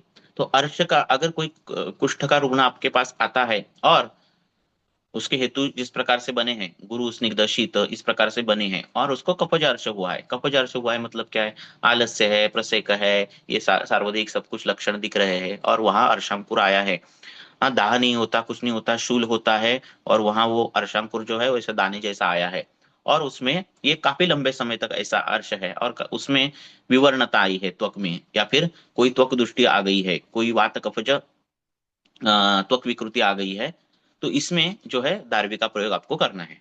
ठीक है। प्रमेह में जो जो त्वचा विकार आते हैं उसमें उसमें आपको दार्वी का प्रयोग करना है, हाँ, जिसमें क्लेद बाहुल्य है, शीत बाहुल्य है, स्निग्ध बाहुल्य है, गुरु बाहुल्य है। लैक्टेटिंग मदर रहती है जो बच्चे को दूध पिलाती है, अगर उसका दूध गाढ़ा हो, अगर उसका बच्चा दूध पीने के बाद उसको आलस्य है, उसको नींद ज्यादा आती है, स्थूल हो गया है, हाँ, इस प्रकार के लक्षण है, उसको उसमें थोड़ा भी ये नहीं है, क्या नहीं है, चंचलत्व नहीं है, हाँ, तो ऐसे कफ बाहुल्य दुग्ध विकार जो होते हैं, उसको माता को जो है दार्वी लेने की, और ऐसे अगर ऐसे रुग्ण को अगर कुछ कफज व्याधि हो गई, या फिर कृमि ये हो गया, या फिर स्थूलता आ रही है, तो ऐसे इसमें दार्वी का स्तन पर लेप और अभ्यंतर दार्वी का क्वाथ पीना जो है बहुत ही फायदेमंद है। प्लेन दार्वी बोल रहा हूं मैं, क्योंकि हमें प्रिसीजन चाहिए ना, तो प्रिसीजन कब आता है, गुणों के आधार पर, गुरु, स्निग्ध, शीत, इस प्रकार के, स्तन में क्या है, शीत है, गुरु है, स्निग्ध है ना, तो बराबर ये हेतु बैठते हैं दार्वी को, और दार्वी जो है वो हरिद्रादि गण में आती है, वो स्तन्य शोधन है, बराबर है ना, आमातिसार दूर करने वाली है और पाचन है ना। मुस्तादिगण में आती है, मुस्तादिगण है वो योनि दोष नाशक है, तो जिनमें श्वेत प्रदर है, टिपिकल हेतु गुरु, स्निग्ध, शीत ऐसे बने हैं, स्थूल है रुग्णा, और इसमें ऐसा इस प्रकार से है, तो प्लेन दार्वी जो है अपान काल में आप दे सकते हो, क्वात बनाकर दे सकते हो। क्वात क्यों, क्योंकि क्वात जो है वो गुरु, स्निग्ध और शीत के विपरीत है कल्पना, है ना, तो क्वात बनाकर आप वो अपान काल में दे दिया तो श्वेत पत्र ठीक हो जाता है, पर हमने कभी दिया नहीं। क्यों दिया नहीं, क्योंकि प्रिसीजन, हम क्या देते हैं, पुष्पानुक चूर्ण देंगे, हे देंगे, गलत नहीं है, पर प्रिसीजन चाहिए, इसलिए ये सब कुछ है। तो हेतु किस गुण के बने हैं उस पर द्रव्य जो है काम करते हैं। दार्वी जो है वो व्रणनाशक है। कौन से व्रण, नेत्र के, मुख के, कर्ण के, ये जो व्रण है वो नाश करने वाली है। क्यों ये व्रण नाश करती है, क्योंकि ये उत्तम अंग है, ये कफभूयिष्ठ अंग है। दार्वी जो है वो कोई किस गुण की है, वृक्ष गुण की है, उष्ण गुण की है, लघु गुण की है ना, तो कफ के विपरीत है, और हरिद्रादिगण में आई है, मुस्तादिगण में आई है, लेखनीय है। तो कफ भूयिष्ठ जगह पर जो होने वाले नेत्र के व्रण, मुख के व्रण, कर्ण के व्रण जो है वो शोधन करके उसका लेखन करके वो व्रण जो है रोपण करने वाली दार्वी है। इसीलिए जब जब आपको अल्सर्स आते हैं, मुखपाक होता है, और रुग्ण में जो हेतु है वो इस प्रकार से, कौन से, गुरु, स्निग्ध और शीत ऐसे हेतु है, और मुखपाक आ गया, ऐसे हेतु से मुखपाक आने वाला कैसा रहता है, तो उस मुखपाक में कंडू रहेगा, हाँ, श्वेत वर्णीय मुखपाक रहेगा, है ना, ऐसा मुखपाक रहेगा। आरक्त वर्णीय रहेगा क्या, नहीं रहेगा, क्योंकि हेतु शीत है। तो ऐसे मुखपाक में आपको क्या करना है, धारवी का क्वाथ है उससे गंडुश कर सकते हो। कर्ण में उस प्रकार का है तो उसमें धावन कर सकते हो। तो नेत्र, मुख और इसमें जो व्रण आते हैं उसमें धारवी जो है बहुत अच्छा काम करती है। अमातिसार जिसमें अमांश है, मीन्स कफ निकलता है मल के साथ, ऐसा है तो इसमें दार भी काम करते हैं। स्थूल रुग्ण है, पर परसों ही मेरे पास एक रुग्ण ने फोन किया था और बोला बेटे को भेज रहे हो, दवाई भेजो, क्या हो रहा है, इस प्रकार से अमातिसार हो रहा है। और रुग्ण क्या है, स्थूल है। हाँ, 120-110 किलो वजन है, अभी कम हो गया 10 किलो वजन।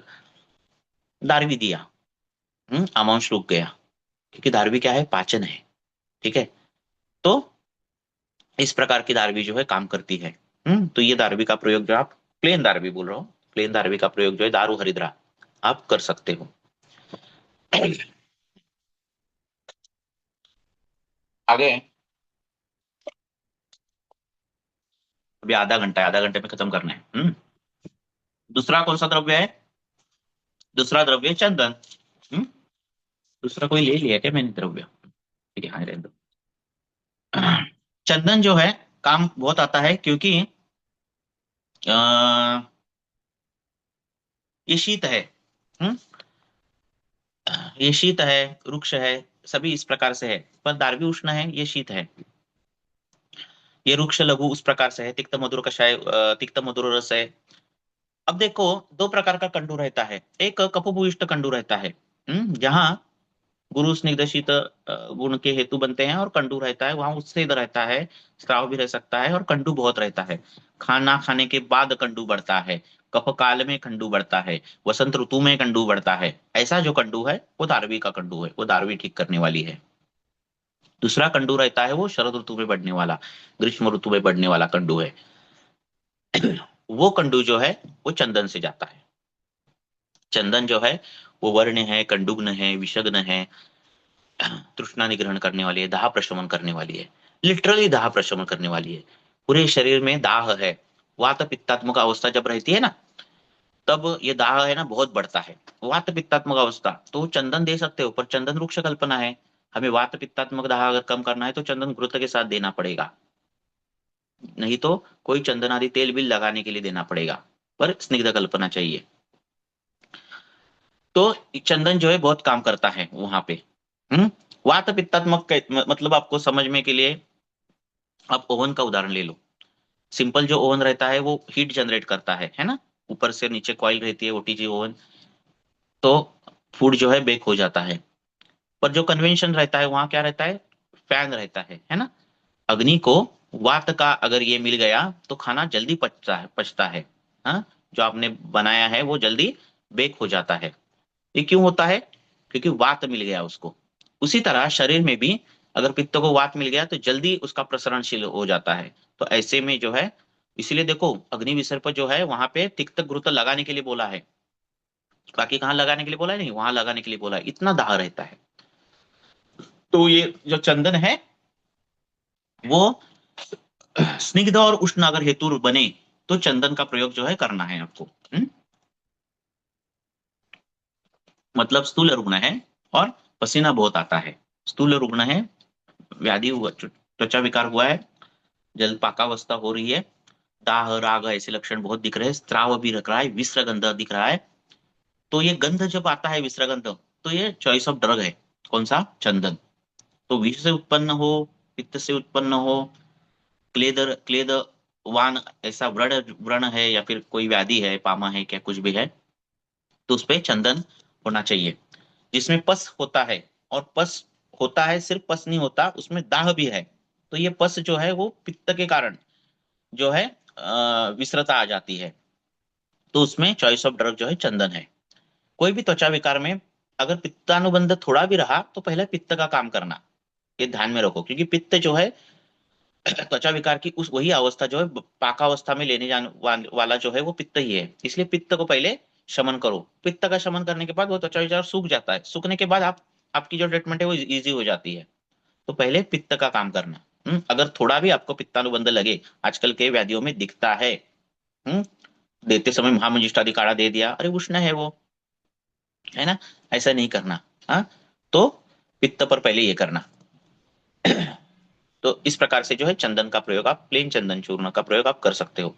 देकर देखो, वात पित्तात्मक आपके पास कोई कुष्ठ आया है, रुष्यजिह्वा जिसको बोलते हैं, देकर देखो मतलब रुक्षता है और दाह है, अरक्त वर्णता है, तो आपने चंदन घृत के साथ देकर देखो, वो रुक्षता भी जाती है, दाह भी जाता है, पर हमने दिया नहीं रहता, इसलिए हमें डर लगता है कि अरे कैसे ये काम करेगा। जब मैं किसी विद्यार्थी को ये बताता हूँ, गाइड करता हूँ, तो मैं बोलता हूँ अरे ये चंदन नींबू ये दे दो, तो वो बोलता है इतना ही क्या।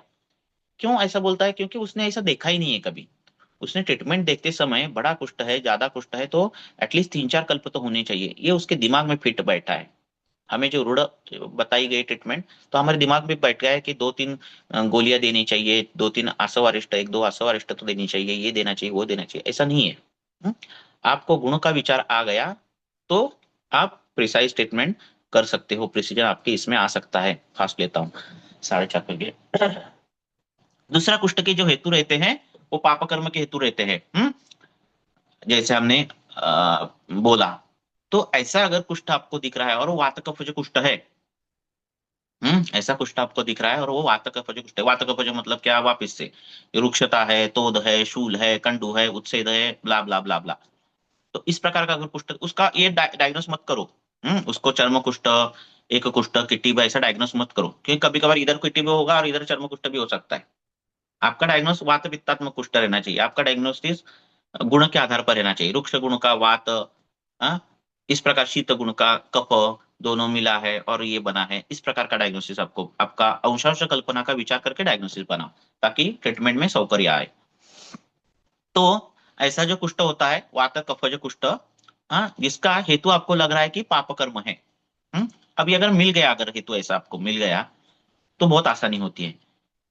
तो ऐसे हेतु में, ऐसे इसमें हम तुलसी का प्रयोग करते हैं।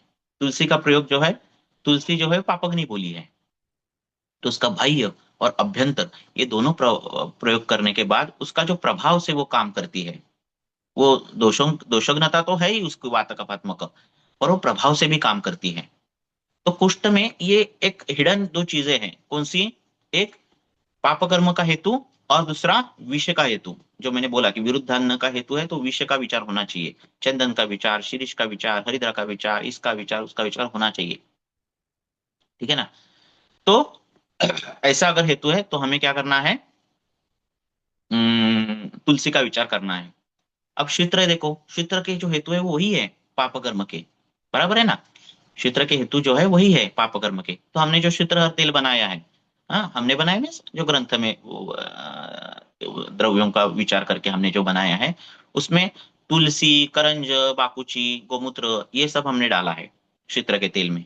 तुलसी डालने का प्रयोजन यही है कि वो पापग्नि है, ठीक है। तो वो तेल आप भी बना सकते हो। अलग अलग तेल आपके पास रहने चाहिए। कटु रस के, तिक्त रस के, शीत तेल, तिक्त तिक्त शीत, ऐसा नींबू विंब डाल के तेल बनाने चाहिए, ठीक है ना। मरीच मरीच बिरीच डाल के कटु रस के तेल बनाने चाहिए, ठीक है ना। तिक्त रस का कोकोनट ऑयल बनाना चाहिए। जो सोरा ऑयल मार्केट में है, क्या है, कुटेज सिद्ध है ना। तो इस प्रकार के अगर तेल बनाए, आपने बनाए, तो क्या हो जाएगा?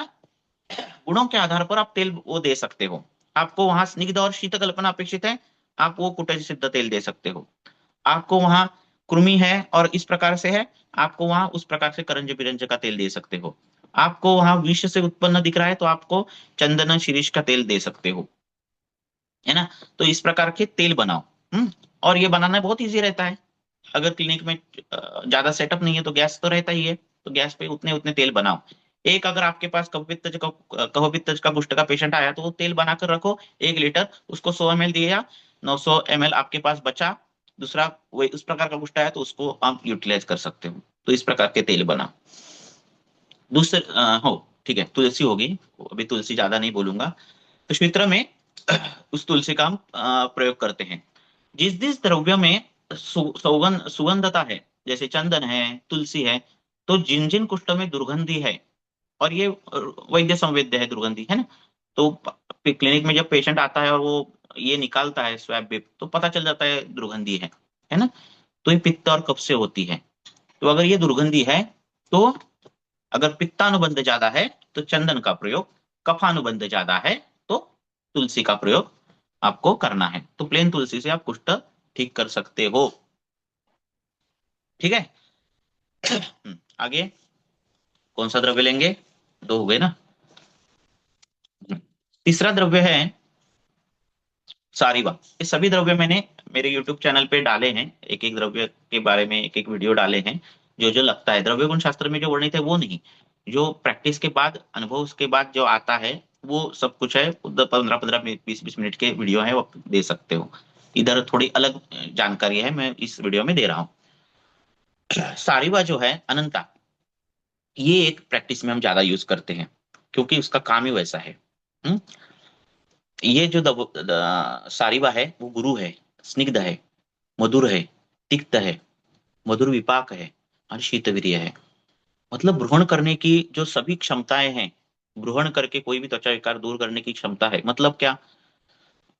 धूप में काम करने वाले लोग, एमआर लोग, धूप में जाते हैं और व्यंग निर्माण होता है, या फिर आतप सेवन करने वाले, व्यायाम ज्यादा करने वाले, ऐसे लोग, जहाँ रुक्ष गुण, जहाँ उष्ण गुण बड़ा है, लघु गुण बड़ा है, ऐसे ऐसे लोगों में जो जो त्वचा विकार होते हैं, देखो टिपिकल बोल रहा हूँ, वात पित्तात्मक, हाँ, जहाँ लघु गुण, रुक्ष गुण और उष्ण गुण से जो जो त्वचा विकार होते हैं, वहां क्या रहेगा? वहां शूल रहेगा, वहां आरक्त वर्णता रहेगी, त्वचा पतली रहेगी। पतली क्यों रहेगी? वात है ना, इसलिए पतली रहेगी। आरक्त वर्णता रहेगी, ये दाह रहेगा, है ना, विसर्गंध भी रह सकता है उसमें।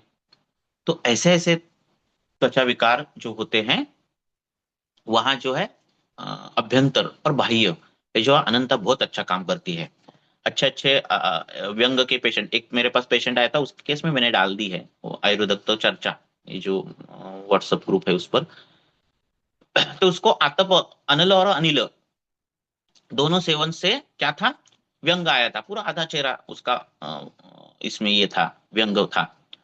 तो अनंता का दूध में लेप करने से वो पूरा गया है। और अभ्यंतर अनंता ये कब होगा इजीली इतना एक ही द्रव्य से? जब आपके हेतु बराबर आपने निकाले तब। तो वात पित्तात्मक दाह, रुग्ण कृश है और दाहादि लक्षण है, धातुपाक है, हाथ गरम, सब कुछ गरम, अनंता का पेशेंट है। अरक्त वर्णता है, व्यंग आया है, क्या है? अनंता का पेशेंट है। धातु क्षयजन्य विवरणता आती है, एड्स हुआ है, टीबी हुआ है, कोई तो ऐसा व्याधि हुआ है जिससे धातु क्षय हुआ है, या फिर क्रॉनिक रिनल फेल्योर का पेशेंट आते ना, क्रॉनिक रिनल फेल्योर है। तो ऐसे में जो चेहरा काला पड़ना या फिर विवर्णता, कांति हानि हो जाती है, ये पेशेंट अनंता के हैं। इनमें अनंता क्षीरपाक उसका अग्नि देख कर देना, और जो उठना या फिर जो लेप देते हो नहाने से पहले, उसमें उसमें ही अनंता ही देना, दूध के साथ लगाना। दूध के साथ अनंता लगाने के बाद धातु क्षयजन्य विवरणता, पित्त वात पित्तात्मक विवरणता, वात पित्तात्मक त्वचा विकार, नीलिका हो, व्यंग हो, कोई भी हो, आपका निदान वात पित्तात्मक रहना चाहिए। आपका निदान, आपके हेतु जो है लघु रुक्ष उष्ण होनी चाहिए। तो ये अनंता बहुत बराबर गुदाम बैठती है और झट से रिजल्ट देती है। ठीक है। उसी प्रकार जैसे हमने इसमें दारवी में बोला कि कफ जस्तन्य दृष्टि जब होती है तब इसका प्रयोग आता है, कि मुस्तादिगण में है। उसी तरह पित्त जस्तन्य दृष्टि जब रहती है, दूध कम है और बच्चे में नैपकिन रैशेज ज्यादा होते हैं, बच्चे में पसीना ज्यादा आता है, जो दूध पीता बच्चा है उसमें पसीना ज्यादा आता है, और दूध भी कम हुआ है, ऐसी जो जो मदर है उसमें अनंता क्षीरपाक, उसमें अनंता क्षीरपाक, शतावरी नहीं, शतावरी दूध बढ़ाएगी पर दाह प्रशमन अनंता करेगी। तो अनंता क्षीरपाक करना। ठीक है। तो अनंता क्षीरपाक देते समय, कल्पनाएं देते समय क्या करना? अब अनंता क्या है?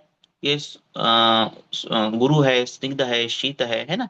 तो देते समय फांट कल्पना या फिर ठंडे पानी के साथ ले लो, इस प्रकार से विचार करना है अनंता का। अभी फटाफट ले लूंगा, 15 मिनट है। आगे जो है, आगे का द्रव्य है, गार्वी हो गया, चंदन हो गया, अनंता हो गया, तुलसी हो गया, मंजिष्ठा ज्यादा प्रयोग जिसका हम करते हैं, और सभी वैद्य महामंजिष्ठाधिकारा, लघु मंजिष्ठाधिकारा, महामंजिष्ठा, मंजिष्ठा, सभी मंजिष्ठा मंजिष्ठा करते हैं। तो ये मंजिष्ठा गुरु है, लघु नहीं है, और वृक्ष है, इसका वीर्य उष्ण है, और कषाय तिक्त मधुर है रस, पर ये रस कार्यकारी नहीं है।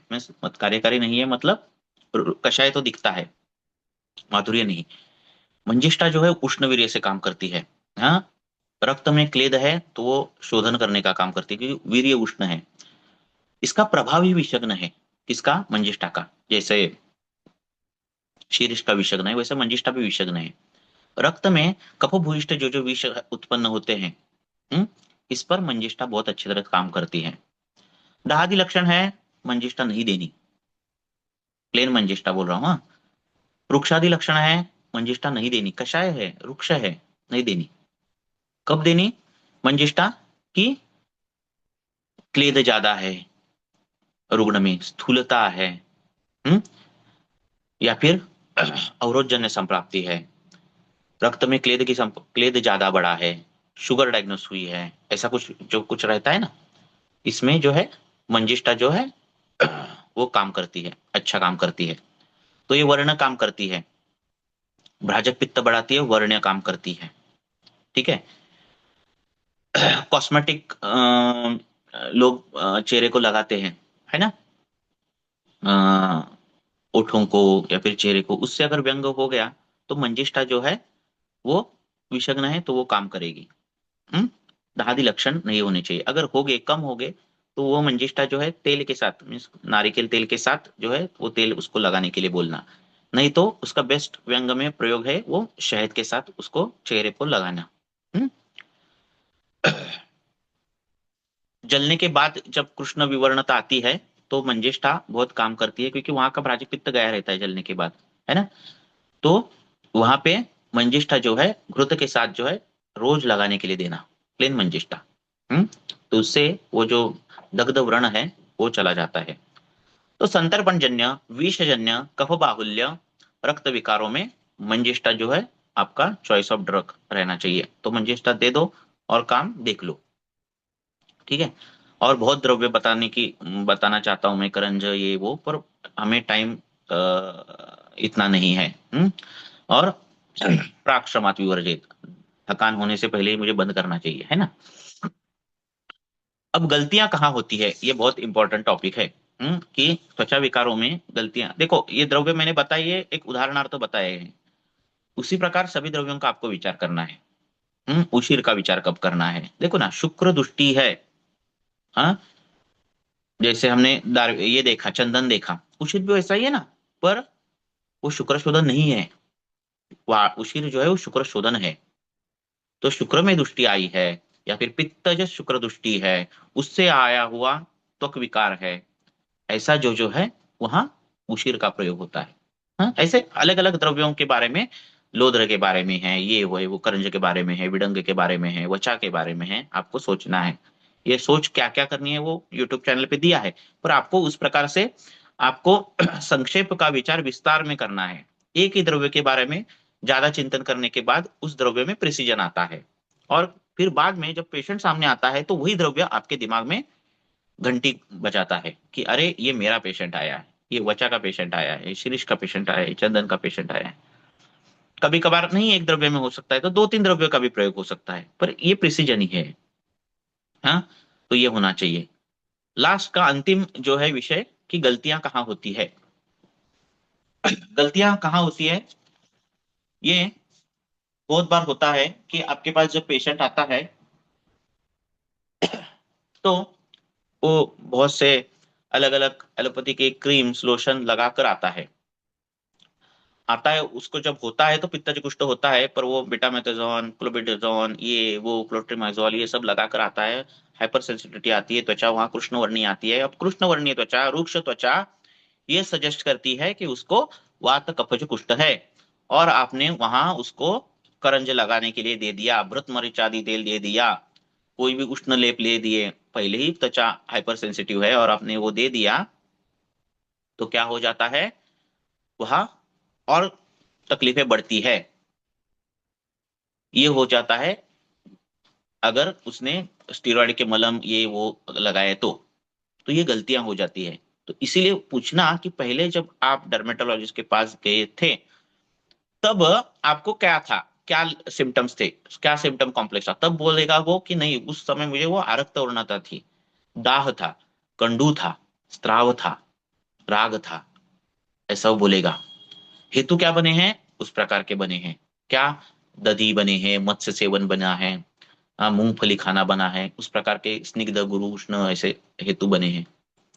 तो चिकित्सा जो है पित्त के अनुसार करनी है, भले ही आपको वहां पे दाह अभी ना दिखे, भले ही आपको वहां दाह ना दिखे। अगर आपने उष्ण कल्प दे दिए, उष्ण लेप दे दिया तो बढ़ जाता है। ये गलतियां कॉमन गलतियां हैं, क्योंकि आपके पास टिपिकल ऐसे पेशेंट नहीं आएगा, अरे मेरे मुझे किटिब है, अरे मुझे पामा है, अरे मेरे हेतु बराबर पामा जैसे बने हैं, अरे मेरे भी हेतु बराबर कफ पित्तात्मक बने हैं, ऐसे नहीं आएगा, है ना।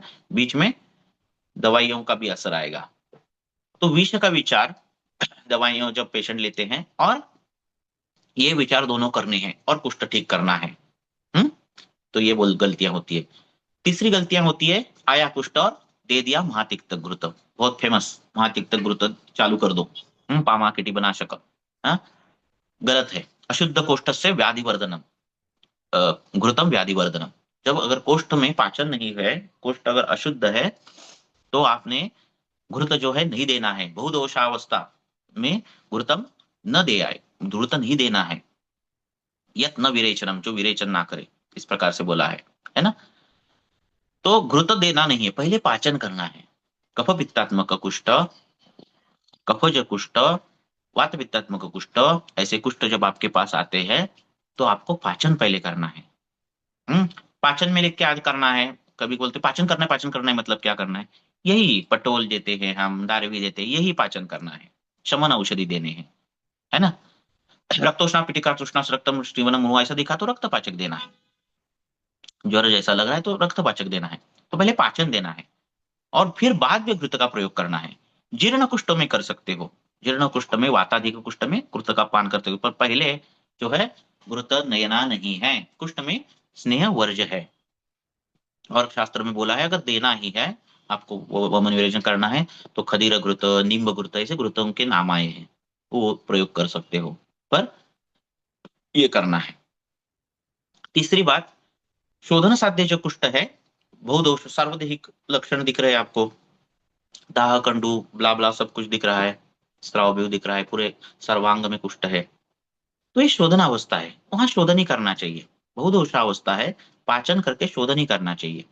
शोधन और शमन ये चॉइस नहीं है, पहली बात ध्यान में रखो, ये अवस्था के अनुसार चिकित्सा है। जो कुष्ठ शोधन साध्य है उसको शमन दे देकर कितना करोगे, है ना। अगर पित्तज कुष्ठ आपके पास आया है तो पाचन देके, उसको स्नेहपान करके उसको विरेचन होना चाहिए, तब जाके वो गाड़ी हाथ में आती है। नहीं तो सालों साल कितना वो लेगा दवाई आपकी, है ना।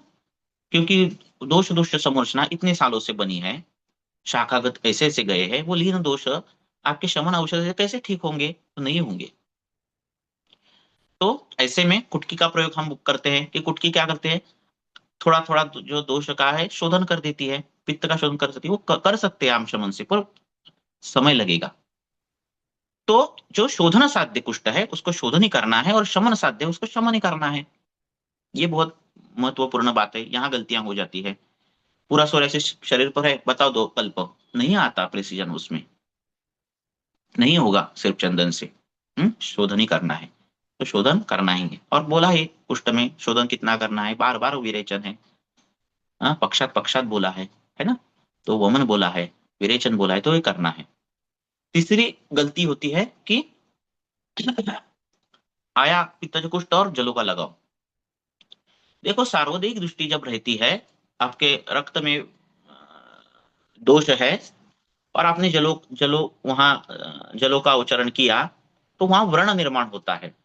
और जो रक्त में दोष है वो वहां व्रण में आकर ये जो व्रण है वो दूषित कर देते हैं, और वहां काला ये रहना, वहां कंडू होना, ये सब गलतियां होती है। और मैंने तो जलों का लगाया, फिर भी गलती क्यों हो गई। स्थानिक कुष्ठ है, वहां आप जलों का उच्चारण कर सकते हो, अनलेस एंड अनटिल दाह स्वेद आदि लक्षण नहीं होने चाहिए उसमें, उसके हेतु उस प्रकार के बनने हैं क्या वो देखना चाहिए। अगर आपको करना ही है जलोकावचन तो पहले शमन होना चाहिए, कुष्ठ के सब लक्षण कम होने चाहिए, हाथ में आने चाहिए सब कुछ लक्षण, और फिर वहां की स्थानिक दुष्टि जो है दूर करने के लिए जो है आपको जलों का उच्चारण करना चाहिए। गलतियां हैं, ये होती है, स्टार्टिंग प्रैक्टिस में होती है, अरे लगता है अरे इतना अच्छा कुष्ठ में ठीक कर सकता था, गलत कैसे हो गया, बढ़ कैसे गया, गलत कैसे हुआ, यही गलतियां होती है। ये तीन चार जो चीजें बहुत महत्वपूर्ण है। तीसरी गलतियां जो होती है, अब देखो सार्वधिक लक्षण दिख रहे हैं, अग्निमांद्यादि लक्षण दिख रहे हैं, असाध्य कुष्ठ बोला है, ये बताते समय पेशेंट को अरे नहीं 1 महीने में ठीक करूंगा ऐसा मत बोलो, प्रत्यक्ष है बोलो, उनको बोलो देखो कठिन है ठीक करने के लिए पर मैं ट्राई कर रहा हूँ, कदाचित दैव योगे ना कुष्ठ भी ठीक हो सकता है ना, तो उस प्रकार से उनको बोलो। तीसरा जो है मल्टीपल द्रव्य देना, अरे मैंने बहुत से ग्रुप पर प्रिस्क्रिप्शन ऐसे देखा हूं, गलती नहीं है, हम जब सुनते हैं देखते हैं और वही हम फॉलो करते हैं, ये गलत है कि महातिक्तक दिया है, अर्घ्य अर्घ्य दिए, गंधक रसायन दिया है, एक आसव दिया है, अरिष्ट दिया, अरे मल्टीपल द्रव्यों से भी गलती होती है। द्रव्य संयोग हमें नहीं बना सकते, हम कल्प संयोग कैसे बनाते हैं हम, है ना, और शास्त्र में तो दिया नहीं है, महातिक्तक घृत दिया तो आप खलीरा अष्ट भी चलाओ, गंधक रसायन भी 2 गोलियां चलाओ, आरोग्य अर्घ्य भी 3 गोलियां, ऐसे नहीं दिया है। जब आरोग्य अर्घ्य देनी है तो आरोग्य अर्घ्य नहीं देनी है, ऐसे बोला है। तो मल्टीपल कल्प जो है वो देना भी गलत है, प्रिसाइज होना चाहिए हमें करना क्या है। गुरु हमें हेतु इस प्रकार से बने, गुरु बने, स्निग्ध बने, उष्ण बने, तो हमें ये कल्प, हमें ये द्रव्य देना चाहिए, इस प्रकार के हेतु बने हमें ये देना चाहिए, विषय विरुद्धांश से बना है हमें ये कल्प देना चाहिए, व्यायाम से बना है हमें ये लेप देना चाहिए। समझ में बात आ रही है? ये प्रिसीजन पहले इसमें दिमाग डालो कि हेतु क्या बने हैं, लक्षण क्या बने, उपशय क्या बने, इसमें अगर जितना आप ध्यान डालोगे उतना द्रव्यों का प्रिसाइज। हम क्या करते हैं, जंप मारते हैं चिकित्सा स्थान पर और गलतियां होती है ना। अभी हीट बढ़ गई है स्विमिंग, अभी छुट्टी होगी लोग स्विमिंग को जाएंगे, एकदम धूप से स्विमिंग टब में बात इसमें स्विमिंग पूल में जंप मारते हैं, ये हेतु है कुष्ठ का, ये धर्म भय श्रामार्ता नाम द्रुतम शीतांबु सेवी नाम, ये हेतु है। मैराथन में दौड़ रहा है और ठंडा पानी पिया, हेतु है कुष्ठ का।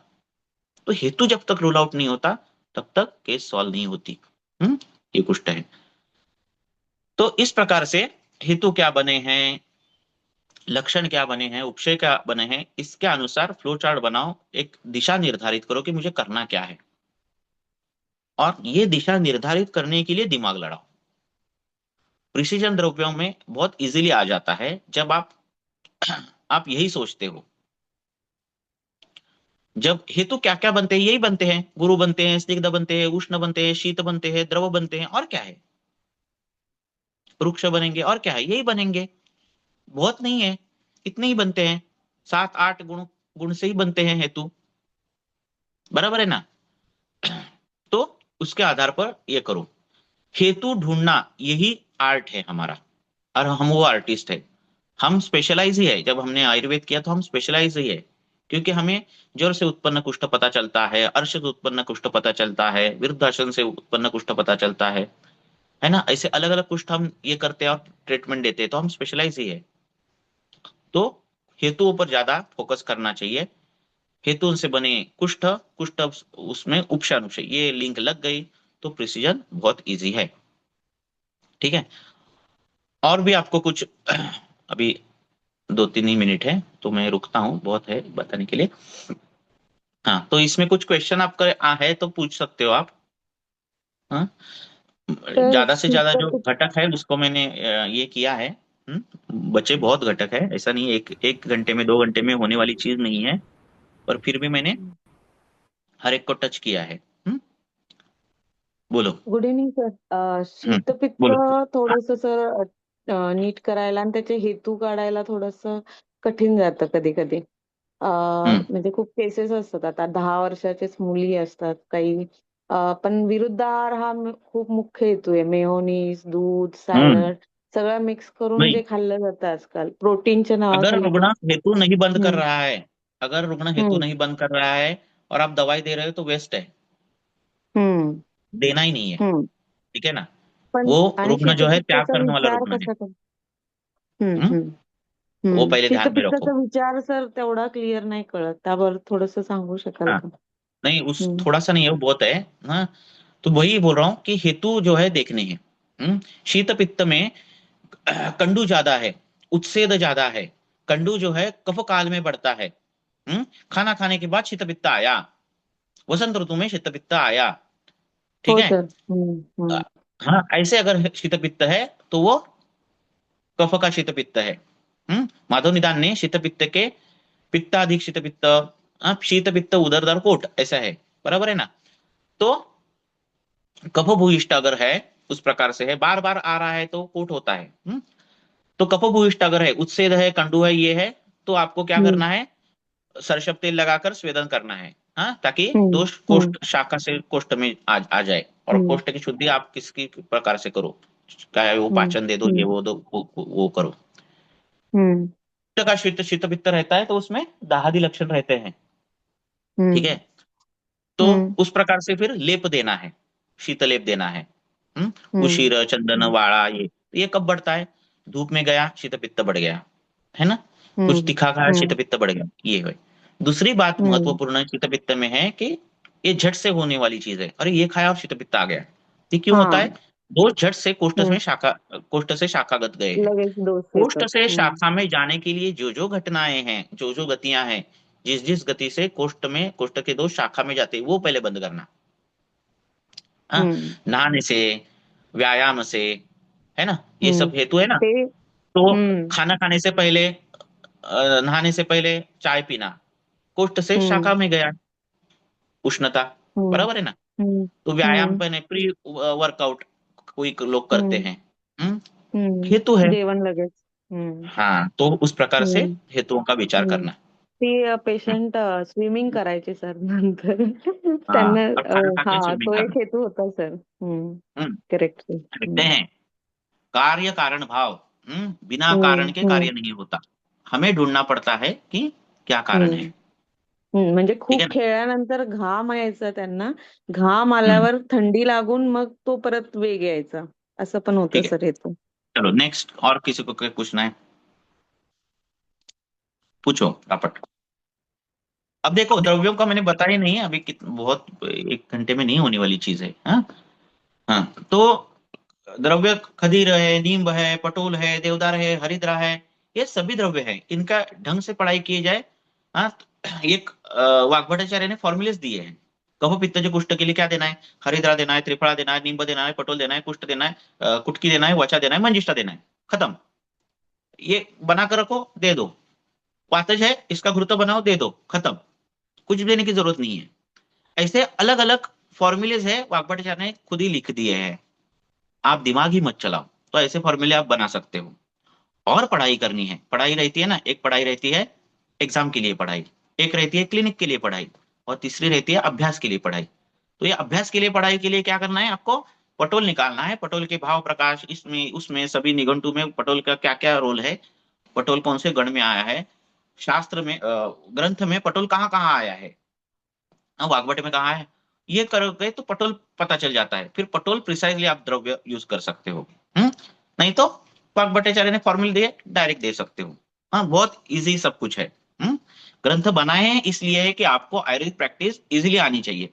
वो क्यों ऐसा सोचेंगे कि आपको कठिनमय बनाओ और आपको पढ़ाई करने में कठिनाइयां लगे, ऐसे कौन सोचेगा, है ना। वो निस्वार्थी भाव से उन्होंने ग्रंथ लिखा है, ऐसे लिखा है कि आपने पढ़ने के बाद आपको आना चाहिए। हाँ, उसी भाव से पढ़ो। बोल, और क्या प्रश्न है। सर घृतपान किती दिवस द्यायला पाहिजे पेशंटला तरी, डिपेंड, जे आपण अपुनर्भव चिकित्सेसाठी म्हणतो किंवा पुढे पण? प्रोटोकॉल ही नहीं है, प्रोटोकॉल हम्म ही नहीं है। अपुनर्भव क्या है, देखो पाकिस्तान भारत की लड़ाई हो गई है और भारत जीत गया है, बराबर है ना। अब भारत तो जीत गया है, पर जहां ये वॉर था, वो भूमि भूमि भूमि तो खराब हो गई ना, बराबर है ना। वो जहां बॉर्डर पे लड़ाई, वो चाहे पाकिस्तान की हो ना इंडिया की हो, वो भूमि खराब हो गई। तो वो भूमि पर वापस से कुछ होने की संभावना ज्यादा रहती है, क्योंकि वहां खवैगुण्य आ गया, भूमि खराब हो गई, त्वचा विकार गया है सोरियासिस का, पर यह अवयव की ये रहेगी, वो अवयव हम्म खराब हो गया, है ना। तो अवयव को ठीक करने के लिए हमें अपुनर्भव चिकित्सा करनी पड़ती है। वापस से थोड़े, क्योंकि हेतु जो है कोई भी मिल गए, हाँ, काल बले हंसी, काल का हेतु मिल गया, हेतु झट से बढ़ जाते हैं, और वहां पहले से ही खवे गुण है, वहां पहले ये करते हैं, तो हम क्या करते हैं, उस त्वचा को अच्छा करने के लिए क्या है, स्वस्थ रुत है। स्वस्थ रुत में त्वचा अच्छी करने के लिए क्या क्या दिया है, अभ्यंग नित्याचरित, है ना। हेतु जो है वो त्वचा के जो हेतु है वो बंद करने, धर्म भय श्रमांतनाम द्रुतम विषम नहीं करना, है ना। तो हेतु बंद करके तो भी वो अवयव अच्छा होता है। और हर एक व्याधि में रसायन के द्रव्य दिए हैं, रसायन अध्याय में जो जो द्रव्य दिए हैं वही द्रव्य किसी व्याधि में अगर हो तो वो उसका रसायन होता है। वैसे आप आगे पढ़ोगे तो वहां रसायन भी दिए हैं, ये रसायन दे दो, हाँ, योग गुड़ के साथ देना है, वो दे दो तो पुनर्भव नहीं होता। तो ऐसे आप कर सकते हो। नमस्ते सर। फटाफट अलग अलग वेरिएशन में क्वेश्चन नमस्ते पूछो, सर। मत पूछो। हाँ सर नमस्ते सर, मेरा एक क्वेश्चन था कि आपने बताया कि विरुद्ध आहार में जो बताया गया है कि जैसे दूध है, गुड़ है या फिर दही है, तो आपने अनुपान के बारे में भी उस टाइम पे बताया कि वो अनुपान के तौर पे देना है क्या सर वहां पे? आपने विरुद्धार नहीं उदाहरण देना है, दिया कि हाँ, आपने बताया कि विरुद्धार नहीं। दही जो है वो देखो यकृत। हाँ सुनो, गामित्व क्या है, गामित्व उस तरफ लेने की घटना है। मुझे नेत्र गामित्व चाहिए, कोई कल्प मुझे देना है, वो नेत्र पर काम करे, तो मैं ऐसा द्रव्य चुनूंगा जिसकी फलश्रुति में नेत्र है, नेत्र के लिए अच्छा है, या फिर ऐसा द्रव्य है कि जो नेत्र ही खराब करता है। ये दोनों द्रव्य नेत्र की तरफ जाते हैं, बराबर है ना। समझ में बात आ रही है? हाँ सर। समझ बात आ रही है ना, हाँ मुझे सर। कितना समझ हाँ आता है वो सर। नहीं मुझे। हाँ, तो दधी, मत्स्य, गुड़, दूध, हाँ अभिसंधि, हाँ ये वो, ये जो जो द्रव्य ये दिए है, आहार्य पदार्थ जो सेवन नहीं करने हैं, जिससे कुष्ठ बढ़ता है ना। हम्म हम्म इसका मतलब वो द्रव्यों में क्षमता है कि कुष्ठ की दोष दुष्ट समूर्छना बने। तो ऐसे द्रव्यों के साथ अगर कुष्ठ के द्रव्य दे दिए जाए तो जल्दी रिजल्ट मिलता है। क्यों? क्योंकि वो वहां ही जाते हैं, वहां जाने के बाद अरे पता चलता है अरे ये हमारा आर्मी नहीं है, पाकिस्तान की आर्मी है। समझ में बात आ रही है? हाँ सर। हाँ तो इसीलिए करेक्ट सर। कृमि की द्रव्य जो है वो गुड़ के साथ दिए। क्यों? गुड़ कृमि कारिणा है, फिर भी दिया है ना। हानिकारक है। क्यों? हाँ, क्योंकि जामगामी तो इसका आ जाता है, कृमि आ गए मर गए क्योंकि विडंग है। तो हमने विपादी का जैसे व्याधि है ना, यहाँ क्या होता है, पानी क्रैक पादप, होते हैं। क्रैक हाँ होते हैं, वो दधी के साथ दिए हैं कई कल्प, बहुत झट से रिजल्ट मिल जाते हैं। अर्थात अवस्था ये सबका विचार करना चाहिए। पर ये मैं एक एक पॉइंट बता रहा हूँ कि ये आपको विचार के लिए ये चीज महत्वपूर्ण है। इस प्रकार के विचार करो, ऐसा है। ठीक है sir, thank you sir. Thank you sir, okay, बहुत अच्छा नॉलेज दिया आपने। Hello sir. बहुत है। एक चाय पीने के बाद नहाता है, और चाय पीने के बाद ये हो गया, आरक तोड़ना आती है, रोज का है। नहाने से पहले चंदन चूर्ण दे दिया दिया, आरक तोड़ना गई। अब ये गलत है ट्रीटमेंट, एक्चुअली नहाने से पहले नहीं लेना चाहिए, पर विचार हमने कर दिया उस पर कि कोष्ठ से शाखागत शाखा में जाती है, क्या जाता क्या है, ऐसा द्रव्य जो स्निग्ध है, उष्ण है, स्वेद जनन है, ऐसा द्रव्य जाता है। चंदन दे दिया, ठीक हो गया। समझ बात आ रही है? क्यों चंदन दे दिया? वो शीत है, रुक्ष है, ये है, वो है, लुगु है। तो सिर्फ हमें सिद्धांत जो है अलग अलग तरीके से अगर हमने यूटिलाइज कर दिए ना, तो बहुत ही प्रिसीजन आ जाता है। फटाफट और एक दो पूछो, सर, जितना लंबे समय तक रिकरेंट फंगल इन्फेक्शन में आयुर्वेद के हिसाब से कैसे विचार किया जाए? अभी हर एक के प्रश्न जो है उसका विस्तारित आंसर देना खरा जरूरी है, पर ये होता नहीं। रिकरेंट फंगल होता कि मैं पहले नहीं होता था। 10 साल पहले, 15 साल पहले जब स्केबियस का पेशेंट आता था डर्मेटोलॉजिस्ट के पास, तो क्लोट्रीमाइजोजोल, प्लेन क्लोट्रीमाइजोजोल से पेशेंट ठीक होता था 2 दिन में। ठीक है, कंपनियों ने क्या कर दिया, उसमें बीटामेथाजोन, ग्लेबेटाजोन, ये जोन तो जोन सभी स्टेरॉइड भी ऐड कर दिए। क्यों? क्योंकि झट से दाह कम होना चाहिए, आरक तोड़ना कम होनी चाहिए। स्टेरॉइड ये चॉइस ऑफ ड्रग नहीं है फंगस के लिए, पर उन्होंने डाल दिया, है ना। इससे हो क्या गया है, एक तो फंगस का रेजिस्टेंस तो बढ़ गया, साथ में स्टेरॉइड का ज्यादा वापर करने से सेल की जो इम्यूनिटी है वो कम हो गई, है ना। कोई भी हेल्दी स्किन रहती है उस पर बैक्टीरिया फंगस नहीं बैठता। क्यों? उसकी खुद की क्षमता है। अरे इतने फंगस है, देखो आपका स्केबिस का पेशेंट है या फिर कोई फंगस का पेशेंट है, उसको हाथ लगाओ, नहीं होता आपको फंगस, और कईयों को होता है। ऐसा क्यों होता है? 10 लोग हैं कुटुंब में और 4 लोगों को उसके हो गया और एक को नहीं हो गया। क्यों हो गया? सेल इम्यूनिटी, है ना।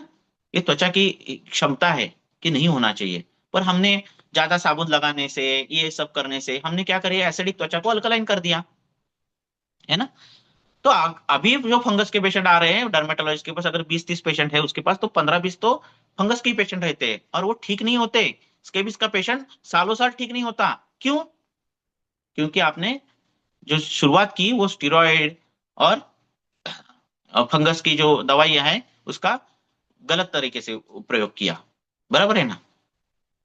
तो हमारा क्या काम है कि त्वचा अच्छी करनी है। त्वचा अच्छी कर दिए तो फंगस बैठती नहीं। त्वचा अच्छी कैसे करनी, ये हेतु देखो, ये सब देखो और सबसे करो। ये बहुत बड़ा टॉपिक है, ज्यादा नहीं बोलूंगा, ठीक है। द्रव्य Sir, we विचार have a कैसे question करें? in the text box. The question is by Vaishali Patil कि आरोग्यवर्धिनी महामंजिष्ठादि काढ़ा एंड तरुण पिटिका में देने से मेंसेस पर क्या इफेक्ट होता है? क्या होता है? आरोग्यवर्धिनी वटी एंड महामंजिष्ठादि काढ़ा तरुण पिटिका में देने से मेंसेस पर क्या इफेक्ट होता है? क्या होता है वो केस डिटेल चाहिए सामने, है ना। डिटेल केस चाहिए, वहां क्या संप्राप्ति बनी है उस पर है ना। आरोग्यवर्धिनी रज प्रवर्तन में भी दे सकते हो, है ना। शोधन करने वाली है, श्रोतोरोध दूर करने वाली है। मैं नहीं देता हूँ पर मैं बता रहा हूँ आपको, है ना। कुटकी का पण उसमें ये है, फक्त ताम्र भस्म है काष्ठौषधीवर उसमें। होऊ शकते ट्रीटमेंट? हम्म? फक्त काष्ठौषधी वापरून होऊ शकते ना सगळ्या स्किन डिसीज? तसं कल्प जरी नाही ऐसा वापरले वाटबड़ तरी बोलते हैं, वी श्रोत्र कॅन ही यूज. बोलते हैं इसलिए हम देते हैं, ऐसा येस, कुछ नहीं है। तुम्ही स्वतः सर तसा आहे, तुमचा अनुभव आहे सर्व. हाँ, इन्होंने बोला येस है तो सर. हमें देने में क्या कठिनाई है ना। Correct sir. येस. खड़तर कुष्ठ से वो बोलते हैं कि अरे अगर कुष्ठ खड़तर ठीक नहीं हो रहा है तो क्या करो, पिंपली गोमूत्र इसका प्रयोग करो, बोलते हैं ना वो, हम भी करें। अब खड़तर इससे और क्या बड़े आने वाले हैं क्या, है ना। वो गामित्व बढ़ाते हैं कल्पों का, द्रव्य बढ़ाते हैं। पिंपली आती है, मरीच आती है, भिड़ंग आता है, फिर द्रव्य भी स्ट्रांग आने लगते हैं आगे आगे, है ना। तो वैसे करना। Sir thank you. हम्म, हॅलो ठीक है। सर, एक क्वेश्चन होता माझं. ऍक्च्युली एक हम्म। पेशंट आहे, 50 इयर्स देखो फीमेल आहे. मास क्वेश्चन बढ़ रहे हैं क्या, मैं कंटिन्यू करूं क्या, उनको पूछो पहले।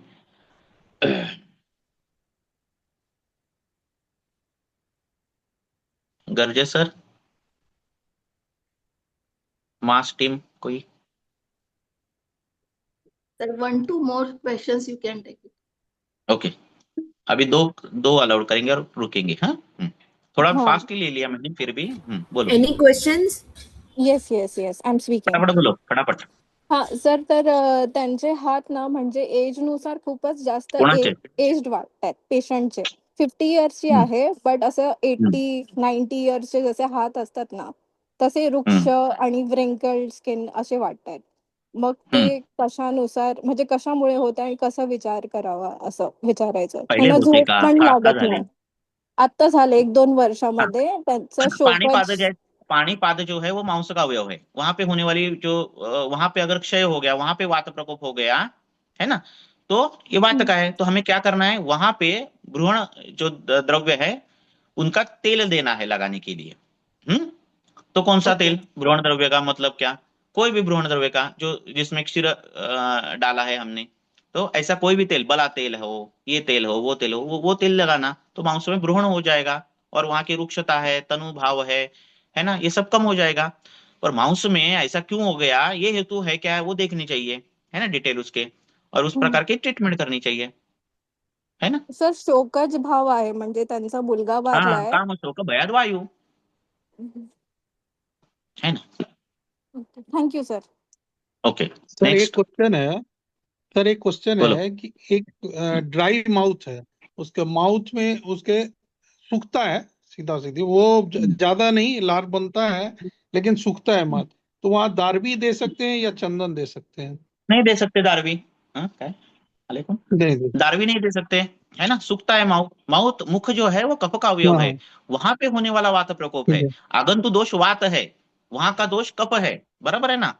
तो ये क्यों हो रहा है, जी उदाव्रत जी. से हो सकता है, तो वायु अनुलोमन चिकित्सा देनी चाहिए। अगर मैक्सिमम टाइम उदाव्रत से होगा तो अनुलोमन चिकित्सा हो रहा है। अतिभाषण ऐसा हेतु अगर है पेशेंट का और मुखों में ये हो रहा है तो अतिभाषण कम कम करना चाहिए, तेलादि गंडूच देना चाहिए। उम्र ज्यादा है और वायु वात प्रकोप है और मुख में ये है, तो हमें जीवनीय द्रव्यों का तेल नहीं तो घृत इसका ये देना चाहिए, है ना। मोस्ट ऑफ द टाइम उदावृत जन्य रहता है, अति भाषण होना, है ना, ऐसे हेतु अगर रहते हैं तो उदान वायु का प्रकोप होता है। और ये मुख में गया, मुख में क्यों गया, क्योंकि अति भाषण था, ख वैगुण्य मुख में हुआ। तो ये हेतु देखो किस वजह से मुख ड्राई हो रहा है ना। और उसके अनुसार गंडूश देना है, कवल देना है, अनुलोमन करना है, क्योंकि उदावृत का अगर वायु अनुलोमन आपने किया नहीं और सिर्फ गंडूश गंडूश गंडूश दे दिए, तो गंडूश देते समय वो स्निग्ध रहेगा मुख, गंडूश बंद करने के बाद वापिस से वायु वहां आएगा और वहां मुख रुक्ष करेगा। इतनी संप्राप्ति सिंपल रहती है ना। आयुर्वेद बहुत जैसा बहुत सिंपल कुछ है धन्यवाद। नहीं। अरे क्लोट्रीमाइजोल, अरे एजिथ्रोमाइसिन पढ़ना, उसकी फार्माकोलॉजी पढ़ना कितना कठिन काम है। सेफलोस्पोरिन यूज करना है क्या, ये करना है क्या, वो कठिन काम है। आयुर्वेद कितना सिंपल है। वृक्ष गुण बढ़ गया तो वात प्रकोप है, क्यों बढ़ गया है, उदावृत से बढ़ गया है कि किसके बढ़ गया है, वो ढूंढना है। और उस प्रकार के विरुद्ध कुछ भी दे सकते हो, तूप दे, घृत दे सकते हो, अपना दूध दूध दे सकते हो, तेल दे सकते हो, कुछ भी दे सकते हो, वैरायटी है आपके पास देने के लिए, है ना। बहुत सिंपल है।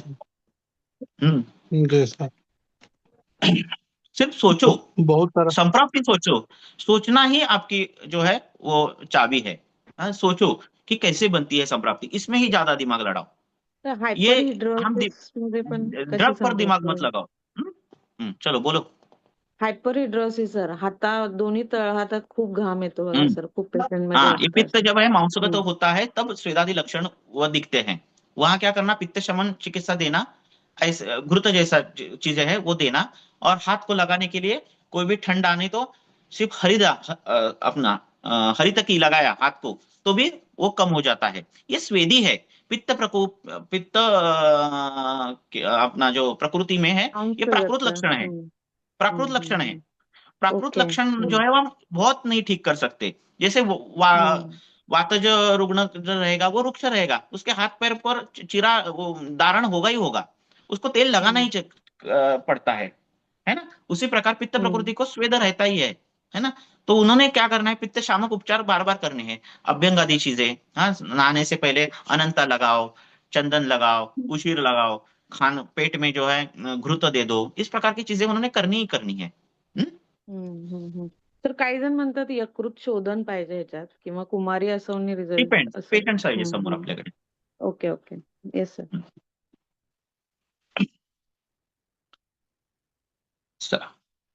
झालं, ओके हो गया। आपको और भी कुछ प्रश्न है तो इस पर पूछ सकते हो व्हाट्सएप पे। सभी एक साथ ही मत पूछो पर।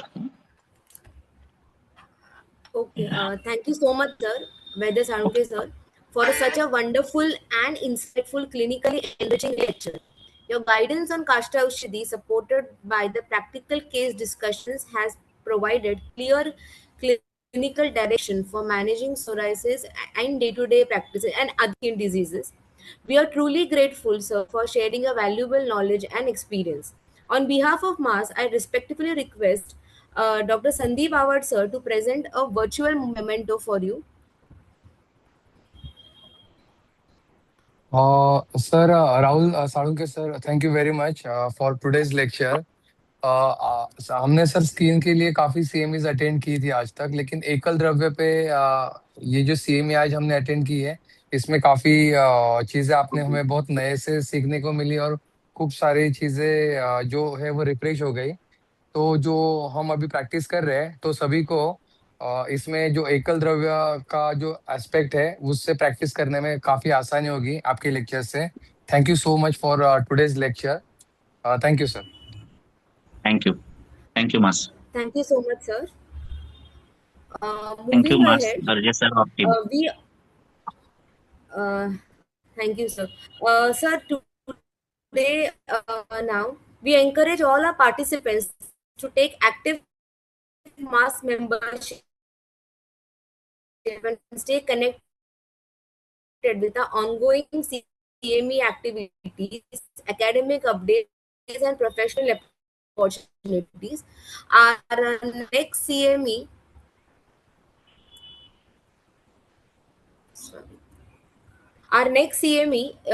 will be a glorious academic journey. The topic will be various pain management and wound healing insights and perceptives by Dr. Sheetal Asutkar.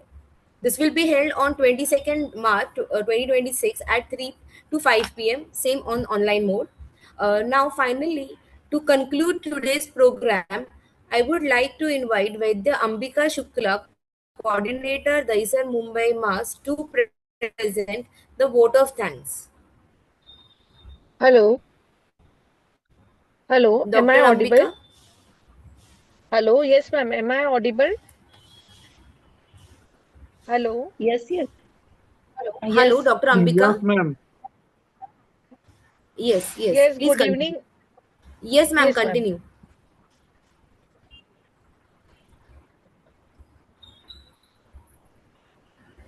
Hello. Yes, you are audible. Hello, Dr. Shukla, Mass please Na- continue. Precision Mass National CME Series 102 CME Precision Use of Kashtoshadi in Skin Disorder. Our estimated speaker, respected founder, president, office bearer of MAS, Maharashtra Association of Ayurvedic Students and Doctors, senior doctors, and all participants. Good evening. Myself, Dr. Ambika Shukla, MAS Daisar Mumbai City Coordinator. It's my privilege to propose the vote of thanks for today's enlightening academic session. First and foremost, I express my heartfelt gratitude to our respected speaker, Dr. Rahul Sarunke, sir, for delivering such an insightful, clinically relevant, and practically applicable lecture on precision use of Kashta Aushadhi in skin disorder. Your deep knowledge, clear explanation, and valuable clinical experience have greatly enriched the understanding of all participating Ayurvedic doctors and students. We are truly grateful for your precious time and for sharing your expertise with the Mars family. I would also like to express sincere gratitude to our respected founder, President Dr. Ramdas Garje sir, Secretary Dr. Sujit Dundale sir, Coordinator Dr. Nitin Patil sir, and Convener Dr. Seema Garje ma'am for their continuous guidance and dedicated efforts in organizing such valuable academic activities for the Ayurvedic fraternity. I would also like to specially acknowledge the valuable support of our organization, Council Member Dr. Sandeep Pawar sir, Dr. Sneha Surve ma'am, Dr. Shweta Sutar ma'am, Dr. Abhilasha Parade ma'am, Dr. Deepti Venskar ma'am, and Dr. Sheetal Trivedi ma'am for their cooperation and contribution in making today's program successful and well organized. Finally, my sincere thanks to all the participants who joined from different parts of the country. Your discipline, attentive participation, and academic enthusiasm truly reflect the spirit of continuous learning in Ayurveda.